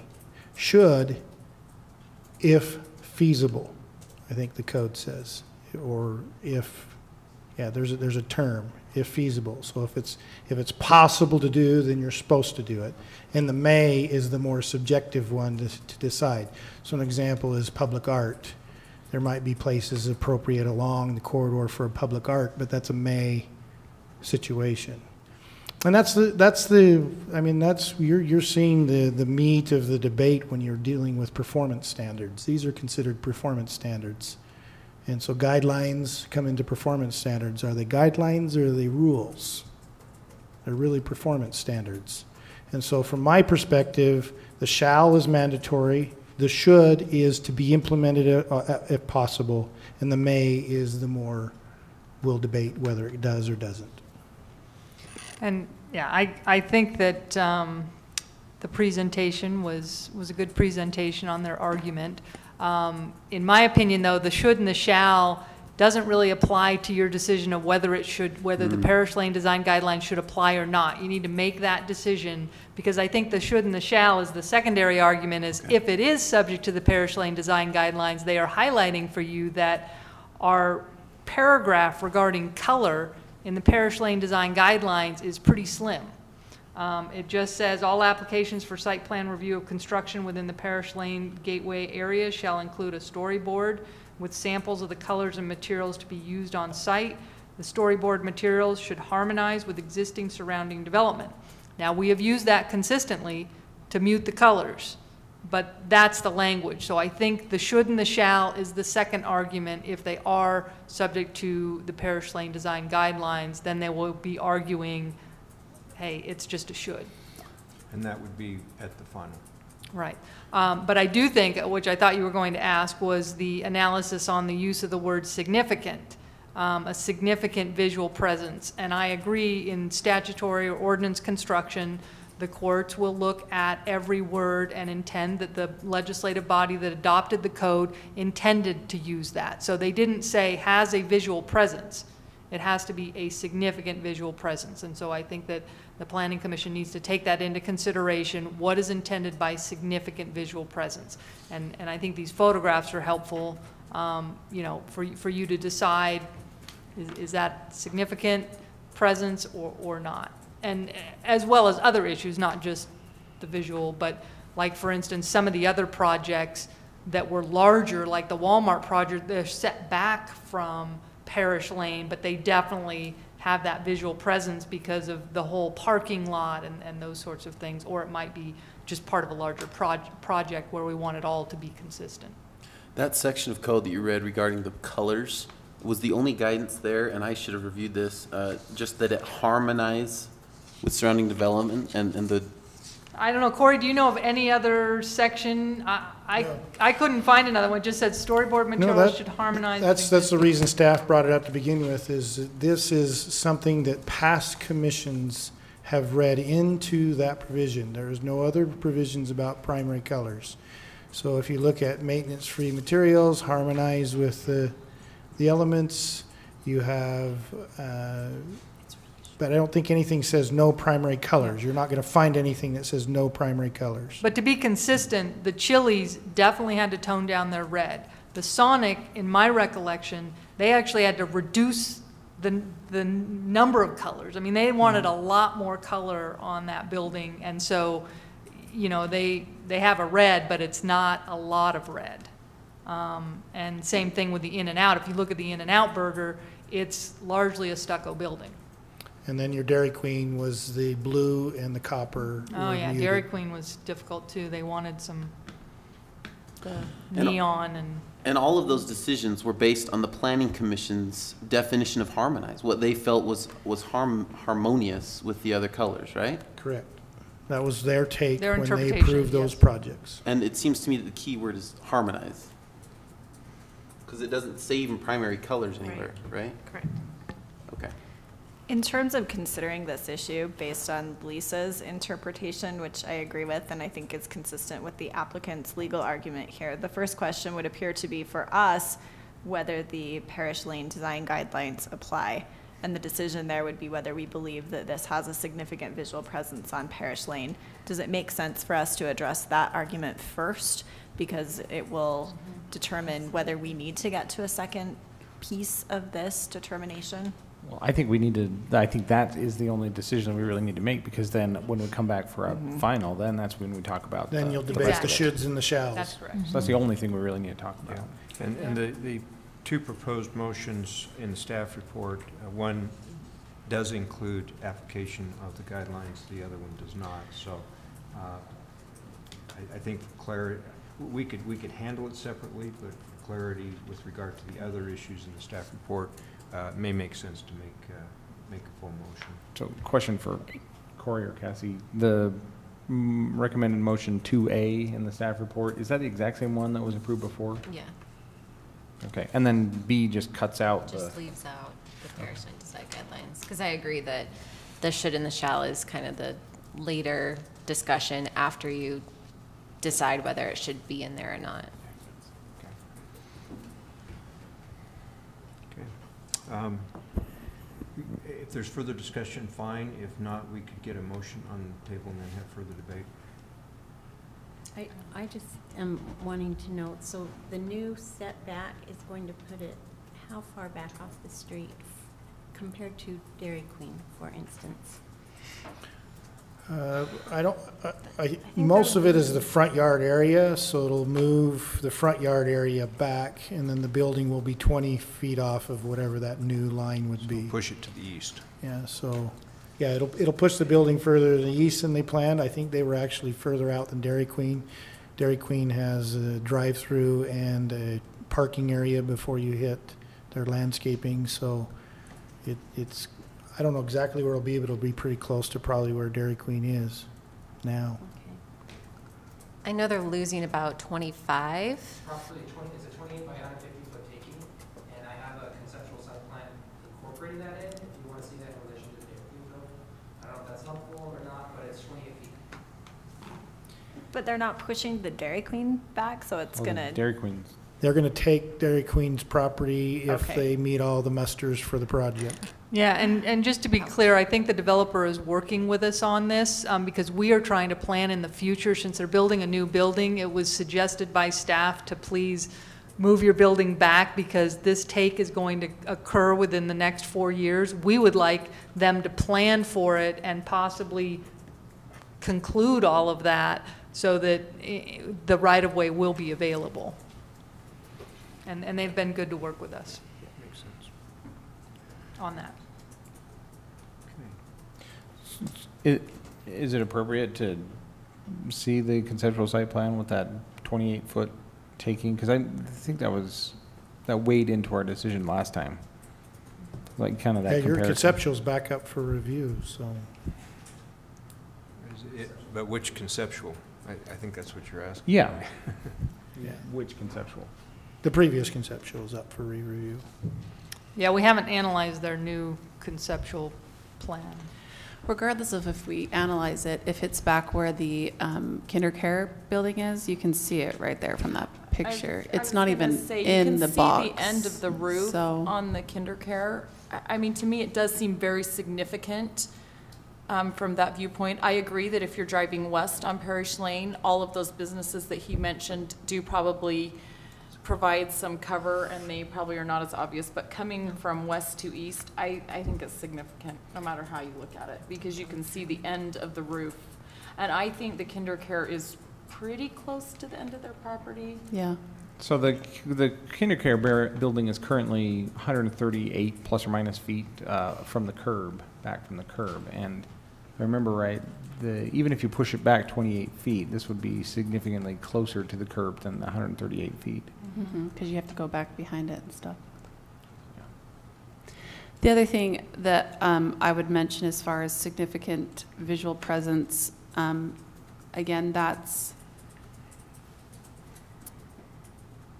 part of a larger project, and I think I would argue too that it has significant visual presence just because of the other decisions that have been made to keep our decision in harmony with a lot of the other decisions that have been made in the past, such as Walmart, such as In-N-Out. And I know we're not talking about the should and the shalls, but I don't think we need to require them to change their logo. It's not like we're asking that. It's just asking that the property really is in harmony with what we have going on with the visual presence directly from Parish Lane and the overall larger project of Parish Lane. And with that, I just think this is such a significant intersection on Parish Lane. It is an intersection where we have a lot of people turning to go to the theater. I think it is more significant actually here than even some of the other intersections. And especially if it's going to be widened, it's going to be even more significant of an intersection. I agree that this one is, in my opinion, this is more significant visual presence than like In-N-Out, for example. And really even, I know, so Walmart probably is looking at that one. Walmart probably gets lumped in there because their parcel of land actually does front Parish Lane, the driveway does. But Walmart is kind of set way back in, and it's hidden behind a whole bunch of other buildings as well. But I believe that this is something that, we're not asking them to change their sign, right? So they can still use their nice bright duck on the sign and everything like that. And we can talk about that. I mean, we can talk about that when we get to that point, but I don't think that we throw out the whole design guidelines with the pedestrian-friendly streetscape, with the building materials, with all of the things that provide that really great larger project feel. That would be throwing all of that away if we don't find that it has significant visual presence. That doesn't mean that we are going to ask them to completely change their marketing scheme or anything, but it means that it is in harmony with what our city is and with what that area feels. Right, and that's kind of the rest of the thing that I was going to say, is that I don't feel like the brand is being damaged here by doing that, because we'll allow them to leave the sign and all that colors and all that stuff will be the same. So I don't believe that the brand is affected by it. I think that there are a lot of things that we're talking about, but my decision comes down to the word significant. Does it have a significant visual presence on Parish Lane? And I think that based on its location at not only a major intersection, I would argue potentially the most prominent intersection on Pages Lane, on Parish, sorry. Save that for We've later. been talking about Save that Dick's for later. Marketplace, the old Dick's Marketplace for too long. That's next. Yeah, I think that's where I do believe that it not only has a visual presence, I believe that it has a significant visual presence. So it is my opinion that the Parish Lane design guidelines should apply. Well, and can I just say one more thing too? When we look, CZC 12-63010, the or has significant visual presence, and then before that it says part of a larger project. So I think, again, I would argue both significant visual presence and part of a larger project. I don't know that it has part of a larger project, though. I think that one's a stretch. I see what you're saying, but I think that's a stretch. Well, then what would you say is in and out? Or what would you say is That's a significant visual presence. And that one more is a so? less significant visual presence than Quick Quack. Well, it's not up for us to decide if the, whatever previous planning commission that That's true. decided that In and Out has a significant visual presence was right or wrong, but Quick Quack, I think, this one would have a more significant visual presence than In and Out, so. Yeah, yeah. And I would agree that with what Shaylin said, the significant visual presence is, to me, very apparent with this property and what's going on there. Okay, well, we have several people who have expressed somewhat the same view. Would one of you like to make a motion? I'll make a motion. I hereby make a motion for the Planning Commission to accept the conceptual site plan of Quick Quack Car Wash at 518 North 400 West with directives 1 through 6, 6 being the applicant shall abide by and be subject to the Parish Lane design guidelines due to the finding of significant visual presence on Parish Lane by the Planning Commission as defined in CZC 12.63.020 with reasons for action A through D. Second. Been moved and seconded. Further discussion or debate? Time for me to make my speech. I'm not convinced that this necessarily falls within significant. I may be the only person here that believes that. I could be persuaded otherwise once I see where this next conceptual site plan comes in. But even with the conceptual site plan before us and assuming it doesn't change all that much, I still think it's a bit of a stretch on that particular line.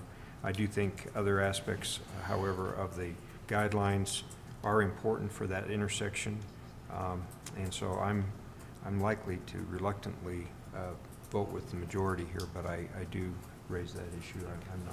I'm not convinced that we've achieved the significant visual aspect as designed by or as stated in the code. Dave, can I push back on that a little? Well, not even push back, because I'd like to get your opinion then on what would constitute a significant presence, because clearly the code contemplates that it's not just property that's located on Parish Lane, right? We have to give each piece of this code a meaning. So clearly the code is contemplating that it would apply to some property that's not on Parish Lane.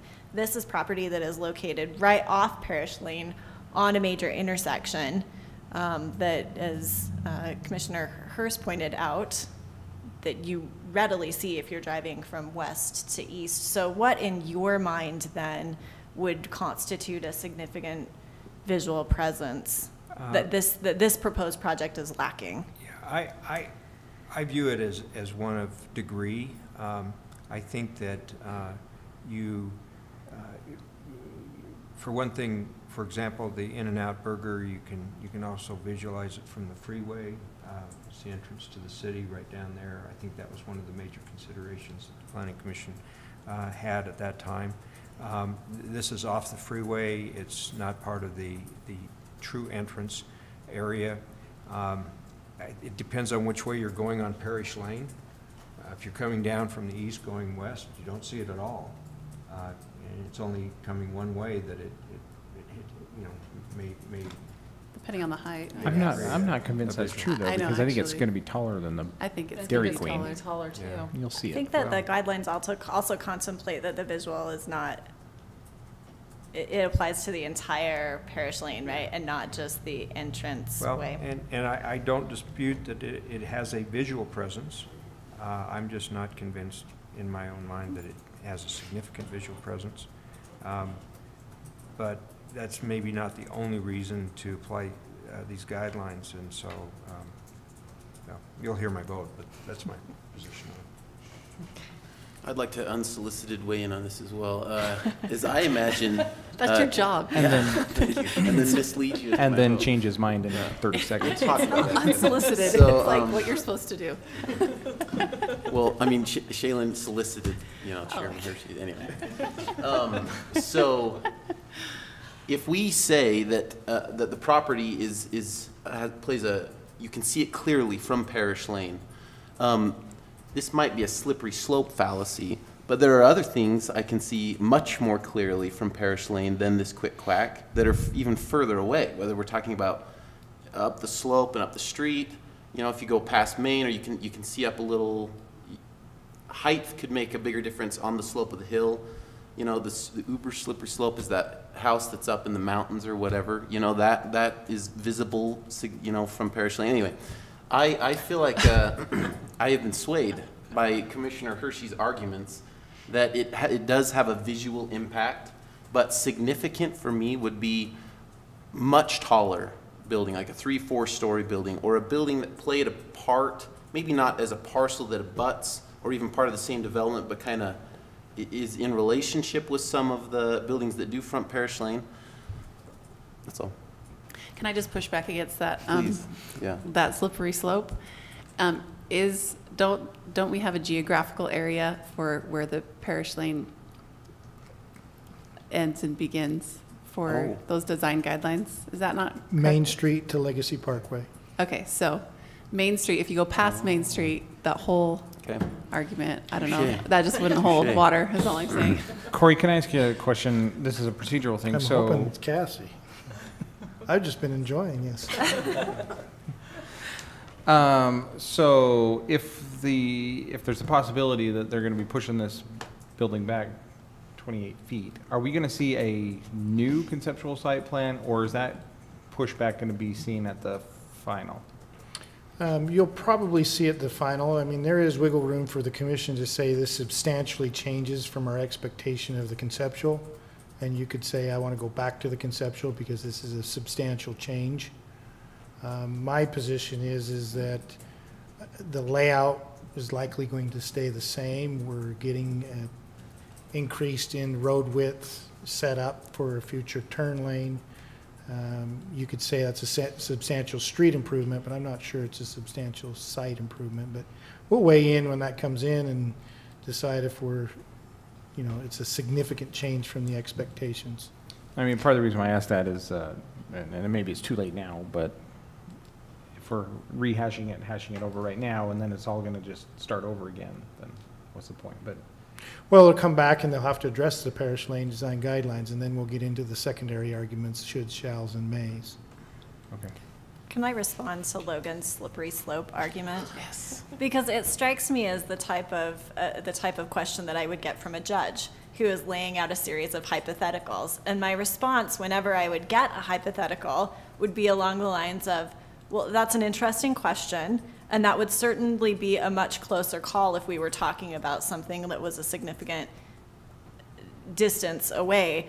But that's not the case that we have here. Here we have a property. I think we have to look at the property that's being presented. And here we have a property that directly abuts a property on Parish Lane that I think does have a significant visual presence. And so I guess my caution there is that before you go too far down the slippery slope, yes, that's an interesting academic debate that we could perhaps go down if we have a different application in front of us, but I think that we need to look at the application that is here. And the question is it a significant visual presence based on what they have presented? And obviously, we have some different opinions on that. You would put a judge in his place like that? Do you doubt that? Really? I would not put, no, that I would say it ever so respectfully. But that would be a much closer call, Your Honor. Yeah. I am honored that I was just put hypothetically in the same area as a judge right there. It's big time. Okay. You carry that much weight. We have a motion before us. Further comment or debate? If not, let's go ahead and vote. Commissioner Hayman? Aye. Aye. Aye. Aye. No. Aye. No. Okay, motion passes. The directive for the abiding by the parish guidelines remains in, and we'll talk about it more. We can talk about it more. Well, I think he gave you the second, is if it comes back in, as they look at the Parish Lane design guidelines, they're looking for the line on the should, so it'll be interesting where that plays out in the and to decision. that point, we had the same the same concerns with Sonic and a fair amount of debate. And there was even more challenging issues there because of where they wanted to put their drive-in and that type of thing. So we'll be happy to entertain that again. And, you know, the only thing I could give is that the past information's been unmuted, so I think that's a component to address in the Parish Lane Design Guidelines. Yeah. Thank you. Thank you very much. I appreciate it all. Thank you. And I really appreciate you made the commission work tonight for their money. I loved That's what it. we get the big bucks for. The big bucks. Okay, moving right along to item number 5. A very small item that we consider every meeting. Oh, boy. Didn't mean to It's say 9 it that way. No, this is a big one. And we have received some sort of last minute information from the staff, so before we jump into this, I would just ask if everyone has received, did they receive the email on this, so everyone has copies of the thematic. Do appreciate the effort was put into that. I know that was kind of a rush job for you. So we'll move then to item number 5, which is also scheduled to be a public meeting. Southeast Neighborhood Plan, Pages Lane Scenarios. We'll have a discussion of the scenarios provided by staff with land use planning within Pages Lane Commercial District. And we, again, appreciate staff's efforts to put this matter before us again. So we'll turn time over to, I guess, Corey? Sure. Thank you, Mr. Chair, members of the commission. It's been an interesting week. There is a flurry of action going on behind scenes, just so you know. It's about the Parish Lane, the cemetery, the park. Pages Lane. Which I feel like Did I was say parish now? makes me feel better, Corey. You've had me 20 minutes to parish. I've moved over already. So Maybe we could change the name of one of those Pages. streets, like they're trying to. But do Pages. you feel like that was misinterpreted by the city council? I mean, they jumped on that after watching our planning commission. Yeah, I think it's some take on what you're doing. I think it has other motivations, not negative or positive, not trying to undermine their motivations. You know, the issue of cemeteries weighed on them, you know, prior to all of this opening up. So, you know, they thought they had one idea, and that really received some serious pushback on the retaining wall next to some neighbors and so forth. So I think the city council's capitalizing not only what they heard from you, and it may be a twist on what they've heard from you, at least by watching the YouTube. I think they're also trying to address other issues, and there's other dynamics in their budgets and what they accomplish. You know, density issues, cemetery. There's so many factors that get into play that even I sometimes think I'm reading it right, and then I get shocked that I actually read it entirely wrong.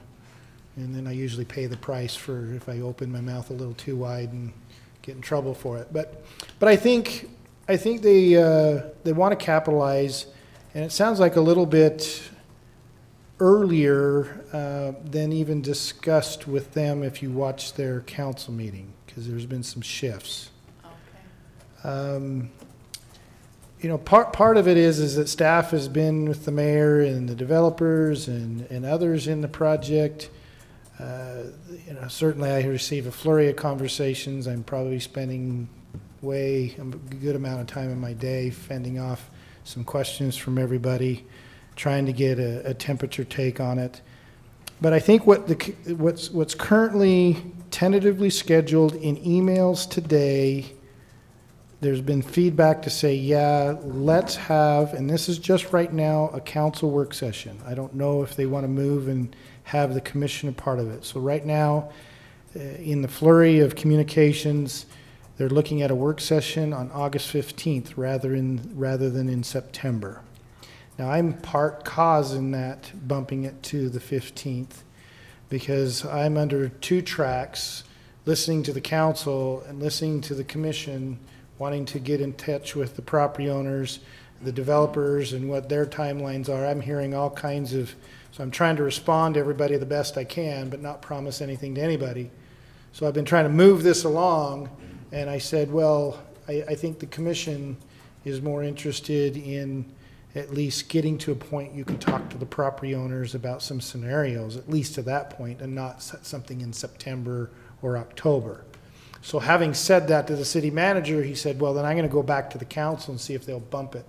So tentatively today, there is some agreement and feedback of emails to have a work session on the 15th.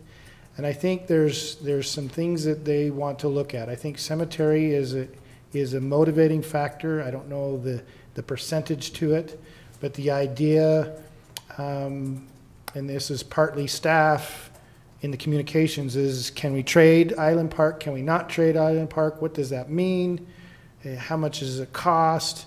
And so there's some saying, well, if Island Park can be moved, traded, or altered, I want to know some of that information. There's been some unclarity coming to them on that.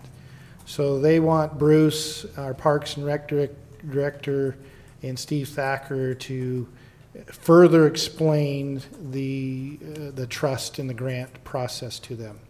Now, I do know some details about that trust. It's pretty precarious. It's pretty resistant on a federal level.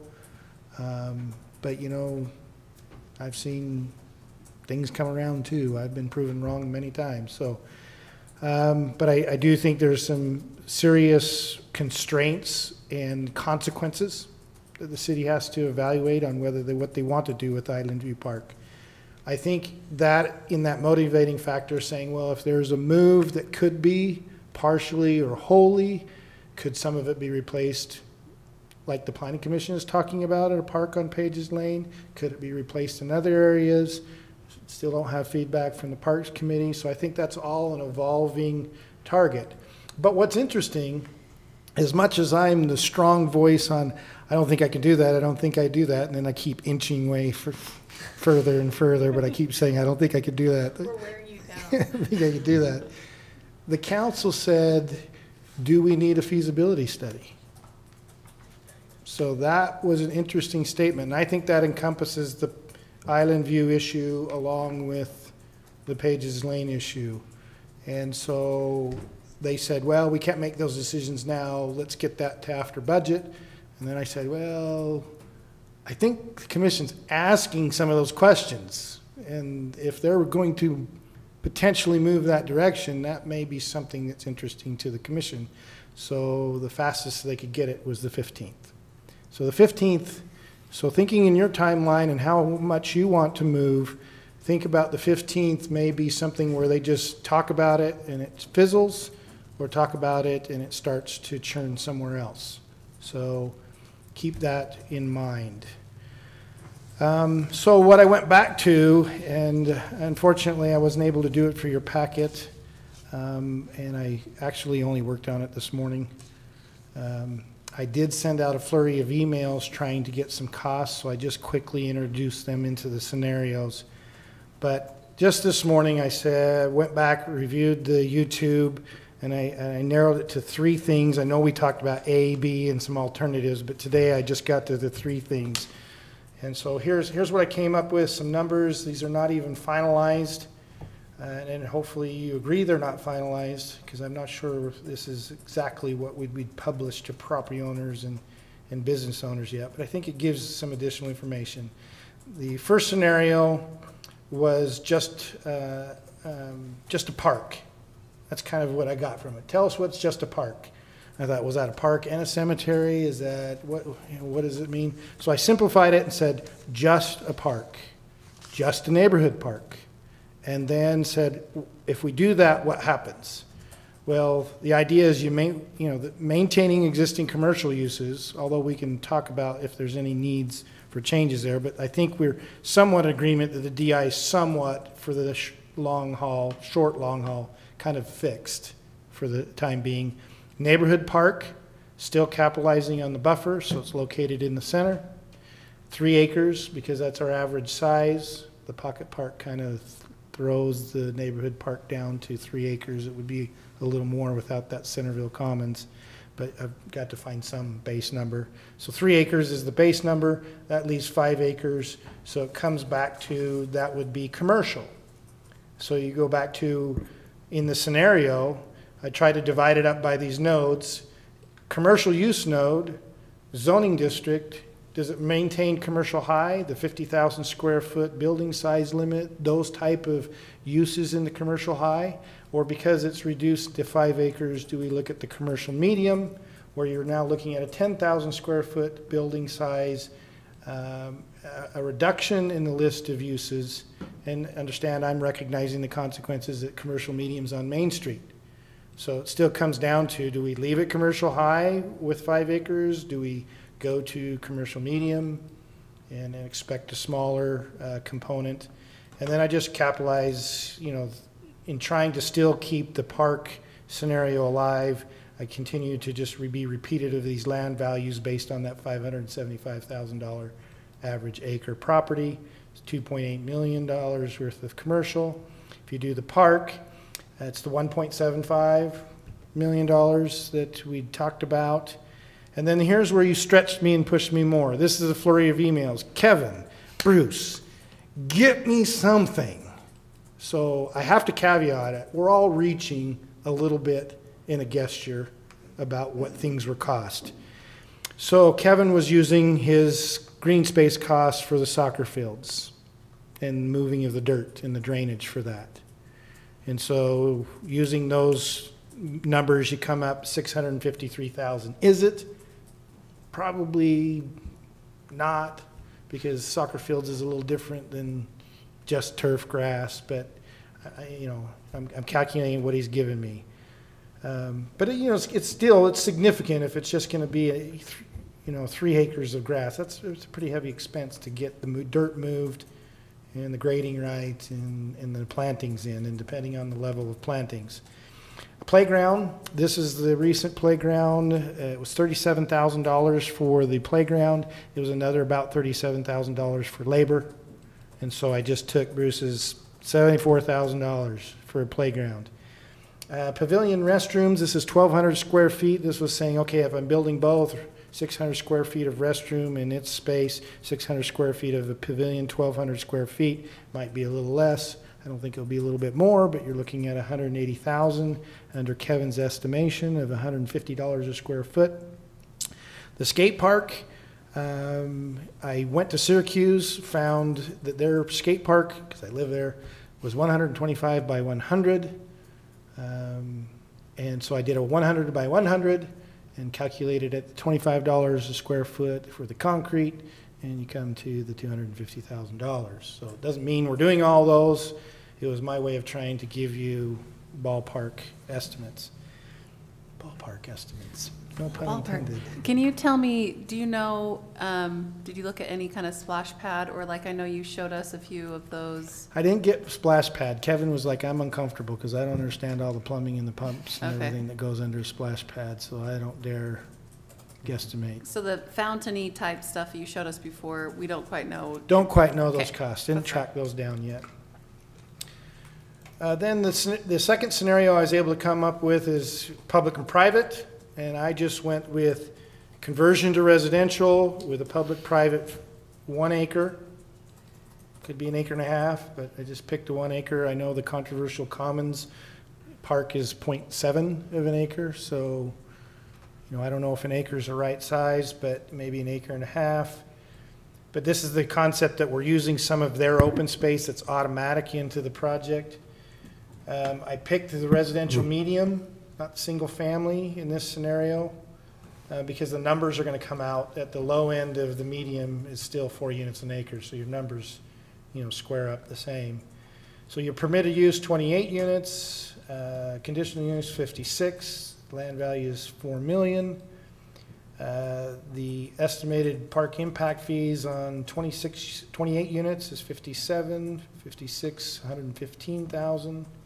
Land value is the acre, 575,000. And back to your improvement costs, I just recalculated what Kevin gave me.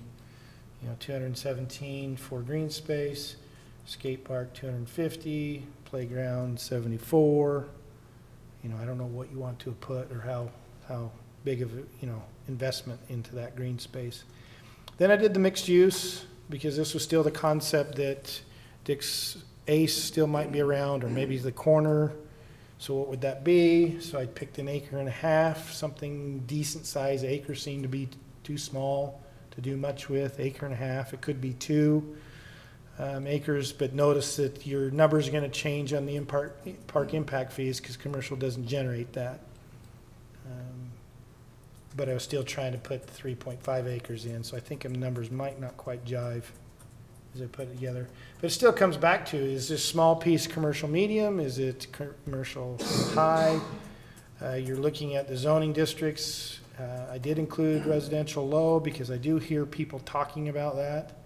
Residential low is really, great, but again, it's, your 4 and your 8 are kind of the same. And then there's your impact fees, 28.57, land values 1.75, because this is including just, we're going to do a 3 acre park. So, roughly if you do just a park, and depending on your improvements, $2.3 to $2.8 million, depending on what you want to do for a 3 acre park. If you're looking at kind of the pocket park, but maybe boosting its use.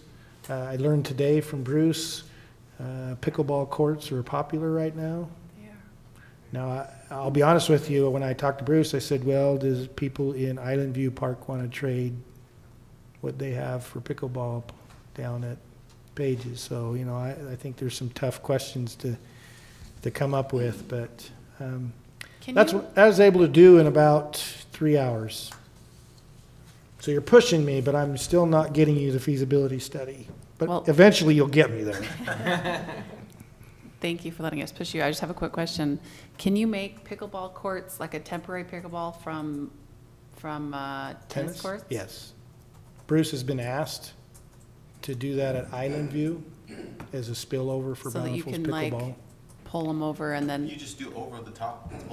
You just do the temporary lines over the top or whatever they do. And then they just bring their own net? Yeah, because I guess Centerville Bountiful have a pickleball Same club. net? And so the Perfect. spillover, they've been asked to use the Island View tennis courts for the Cool. spillover pickleball. What is pickleball? I'm sorry. I feel like I am really It's a out geriatric of the blue. version You're of not tennis. 60 years old yet. It's a really loud version of tennis. It's loud. Well, it's kind of like tennis, like...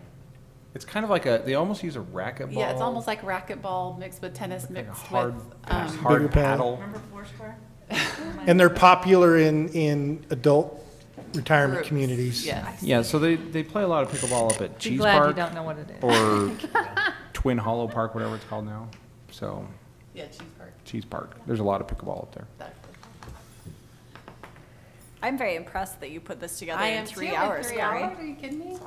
I have to say, the visual for me is one of the most important things. Kind of putting aside money, I know, look, this is going to require some creative thinking and some creative planning and some creativity to come up with this. But looking at these options, I look at the scenario, the residential park partnership analysis versus either of the other two, and I feel very strongly that if there is some way that we as a planning commission can make a 3 acre neighborhood park work, I would like to find a way to make that work. Because I look at the 1 acre park, which looks like a pretty decent sized park, but when I look at it in context, I find myself going, I don't know that that's enough. And, Kevin points out and Gina points out that we're really underparked. And I think if there's a way that we could bring this 3 acre park to life for our community, this would be my preference. Now, what goes around it is sort of the next issue for me, but I feel very strongly about trying to protect this 3 acre park idea. Yeah, and I know that I've shared some strong opinions. I don't want you to think that I don't think a park is a good idea. It's the issue of knowing other parameters and issues that come into play. And, the city manager is looking at me like, where are you going with the planning commission? So, I get all kinds of pressure from everybody, trying to go into it. If a neighborhood park works out, that's great and wonderful. Where I'm honestly at as a planner, and this is just drilled into you, so it's just a fight or flight, and I don't fly very well, I fight, is the whole concept that if land use develops a scenario where you you do something that devalues a property so drastically, you run into the takings issue. And that's where I'm most fearful from, is that if it's a 10-year to do a park, then, you know, the decision and recommendation is just don't do anything and let it deteriorate. Because if we come back and start downzoning, changing zoning, or go to open space and public facility, and there is no money to pay for it immediately, then I've done what a planner's not supposed to do, is get us in a situation where there's a takings. And I know you understand that. You're smart enough to understand that. It's just that's just the fight or flight of the planner, is like, don't do things that get you in trouble. But, you know, if it comes out that the will and the guts and the glory spin their ways out and get a park there, there's no way I'm going to say, well, that's a miserable idea. You know, it's great for the community. I just have to, if we're really trying to move forward with the decision, we have to be careful where it leads us. If we're just going to hold back for a while and then let time work its way out, you know, I'm much more comfortable as a planner in a non-conforming status than a taking status. Let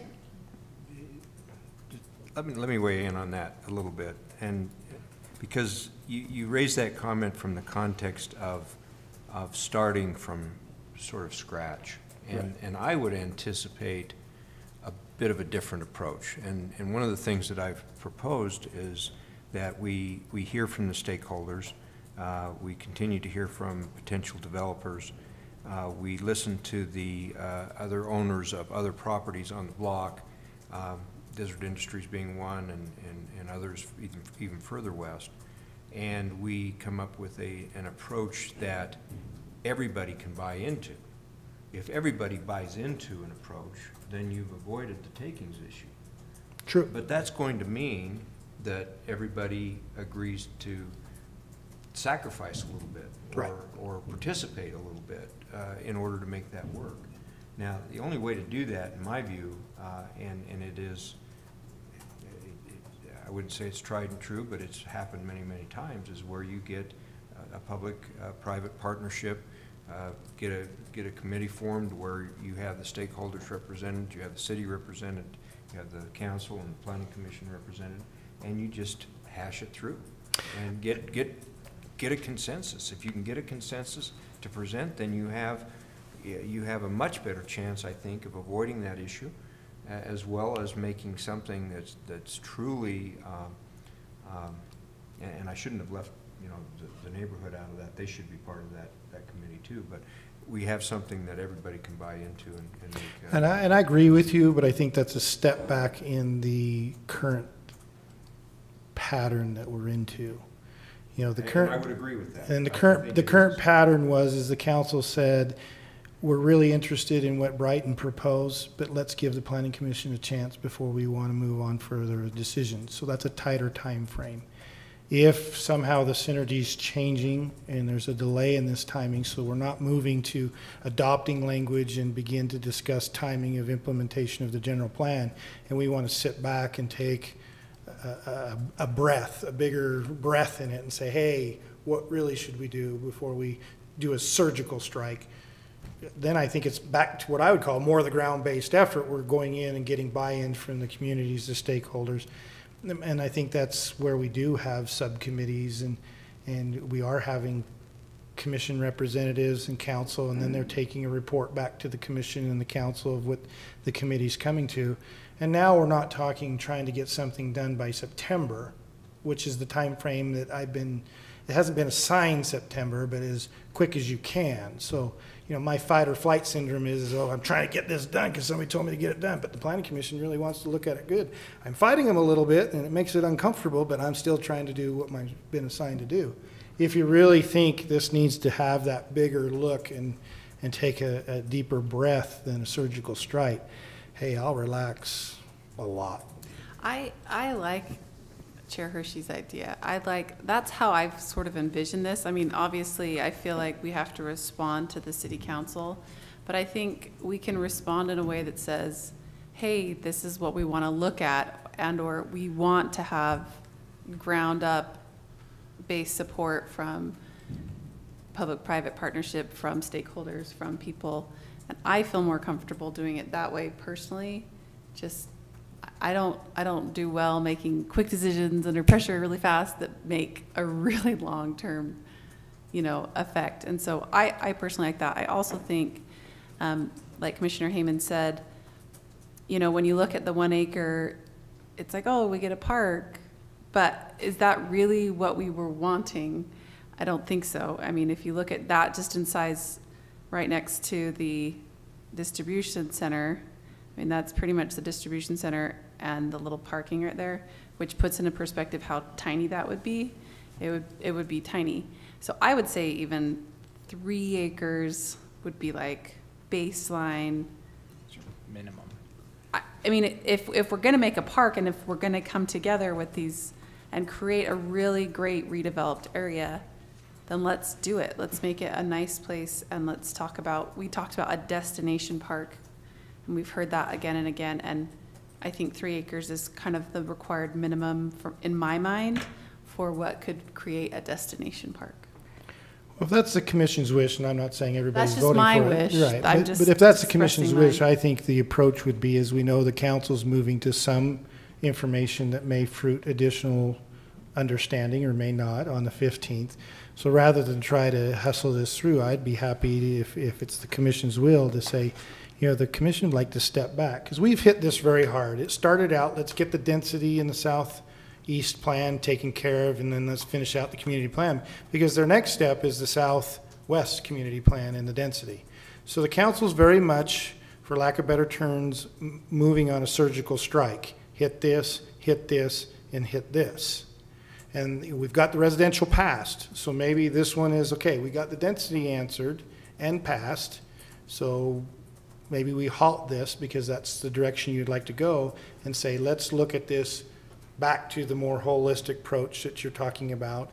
And, you know, then property owners and applicants who are also talking behind scenes know that that's the direction to go, and the council, you know, inform them, and, you know, if they are not amenable to that, then they can decide where they want to go from it, because you don't have a recommendation from you. So yeah, there is a risk, however, and Corey, you alluded to this earlier, and I think this is the pressure point, and that is you've got some property owners in that commercial district right now that are basically saying, you know, fish or cut bait. Right.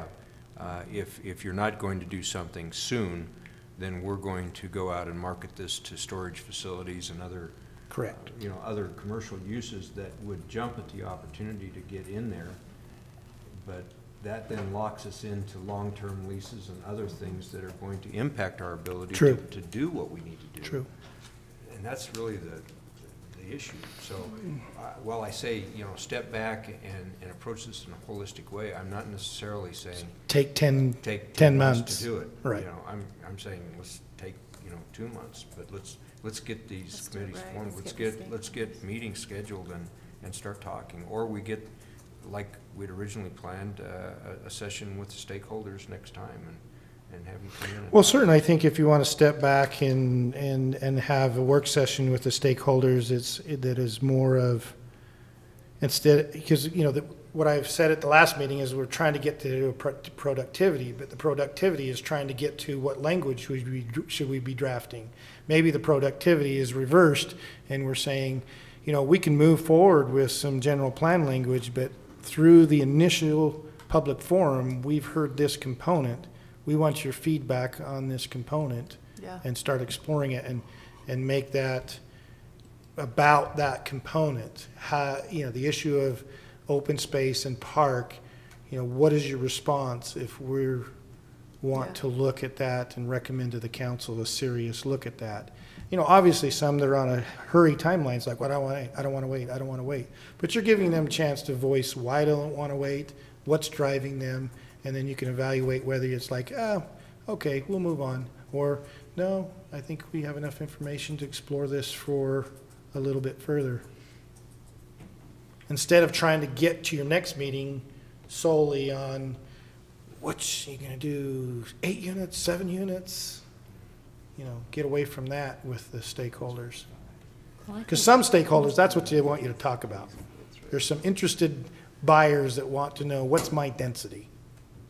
Well, it seems to me that if the city council is seriously wanting to look at a park issue to the point where they're willing to get the feasibility study that we've asked for now for a while, or at least suggested we needed it as well. Doesn't seem to make a whole lot of sense to force the issue until they've had that work session. I agree. But we could still find out what's happening of that, keep you informed. I'll go back and if, you're always invited to attend. I'll try to see if you want a joint work session to express it, if that's your desire. I'll mention that. But I do think that they are tackling some of what you're requesting, and it has been motivated by watching YouTube videos for some strange reason. So are you saying, Chair Hershey, that you don't want to talk with stakeholders next time? Even just to show, you'll have like your how, night. You'll have your. Want to talk to them, but like how Corey was saying. Yeah, you'll just have say, your ninth. we right? had we had the response from the public as thus. We'd like to share that with you and let you weigh in on that. Well, I mean, we've had the open house with the public. We've had discussion here. We really haven't heard from the stakeholders. I think it would be helpful to hear from them. And I don't think we have to wait necessarily until we get the feasibility study. Oh, no, I don't think so either. I think it would be beneficial for us to still have some discussion with them at our next meeting. Well, what I could couch it then to them is about the report back from the public forum to the property owners and stakeholders, and use that report back to your couple of meetings ago. Cassie did a presentation on that. Let's make that the basis of that. What I don't want to have happen or be accused of doing is, just postponing this time after time after time. We really need to keep moving forward.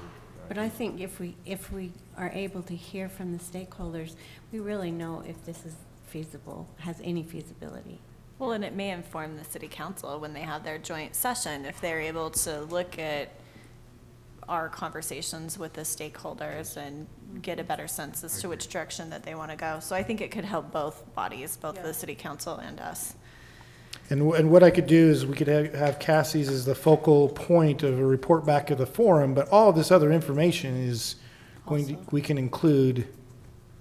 I like that. As an understanding. I would propose we move in that direction. Any opposed to that? Second. Okay. All in favor, say aye. Aye. When would that be? You want your 9th meeting? The 9th. We would still have time to do it because it's not it's not an applicant notice. So I'm not available on the 15th. I'll be out of town when the council will be working. Same. But I can be there on the 9th with stakeholders. Can you tell me which stakeholders you would, or should we discuss which stakeholders? We're using the same, what we've committed to, we can change it, but what we've committed to is the same list that was the public forum because the public forum was a broad notice, but we noticed every property owner and every business owner from Main Street to 400 East and the Village on Main. Great. That's the group. And then do we want to do, we're not going to do residents right now. We've already helped from them from public. So that would be if we did. This would be advertised as a business and property owner work session. Perfect. So that would be for the 9th. Just an agenda item. Yeah, the question is what format do you want to do that in? More before the meeting, roll up the sleeves around the table at the back at the end of the meeting? I think we ought to have it on the record. I think we need to have it where it can be viewed on YouTube. Okay, we'll do it as a diocese approach. And do a hearing. Diocese, that sounds wrong. Diocese. Okay with that? I don't know what it is. Aphrodites. Yeah. I like the roll up your sleeves meeting, approach when we're around the table, and we can put that on record, can't we also? Yeah, that's my question. Can we do it in a more roll up your sleeves context, but also put it on the record? I worry sometimes that people get intimidated coming up to the podium and formally speaking. The difficulty is capturing for the mics. I can ask whether we can set up a table so that the mics are cued in so that we can adjust the camera to the work session so it can still be on a YouTube. The issue will be is we may have to set up a mic that has to be used by somebody talking as a stakeholder, so it gets on the recording. But it should feed back in. I'd have to get with Jake. I'd prefer it like that, I think. I agree, but only if it's feasible. If it's not feasible, I agree with Chair Hershey. So I'll that try it makes first then sense get on the to record. set it up so that the mics are on the table to pick up, and anybody speaking from the stakeholders can also be heard. If we can't get that cued in, then we'll reformat it and figure out a way to. So what would that be? What time? Regular time. I think. Just regular That's 7? really- What else? we You got want to do it on scheduled? your first item? Sure. Since we're inviting people, it's usually courteous to not make them sit through too much.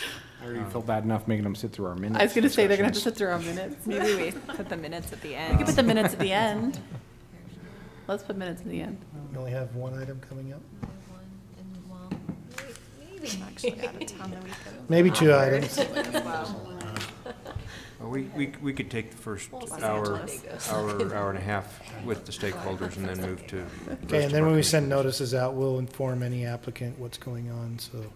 Because I would say the bulk of the participation will be on pages. And then can we move the minutes to the end? Is that? You can move the minutes wherever you want. Let's do that. I would move the minutes to the end. Okay, fair enough. All right, anything else on that? No.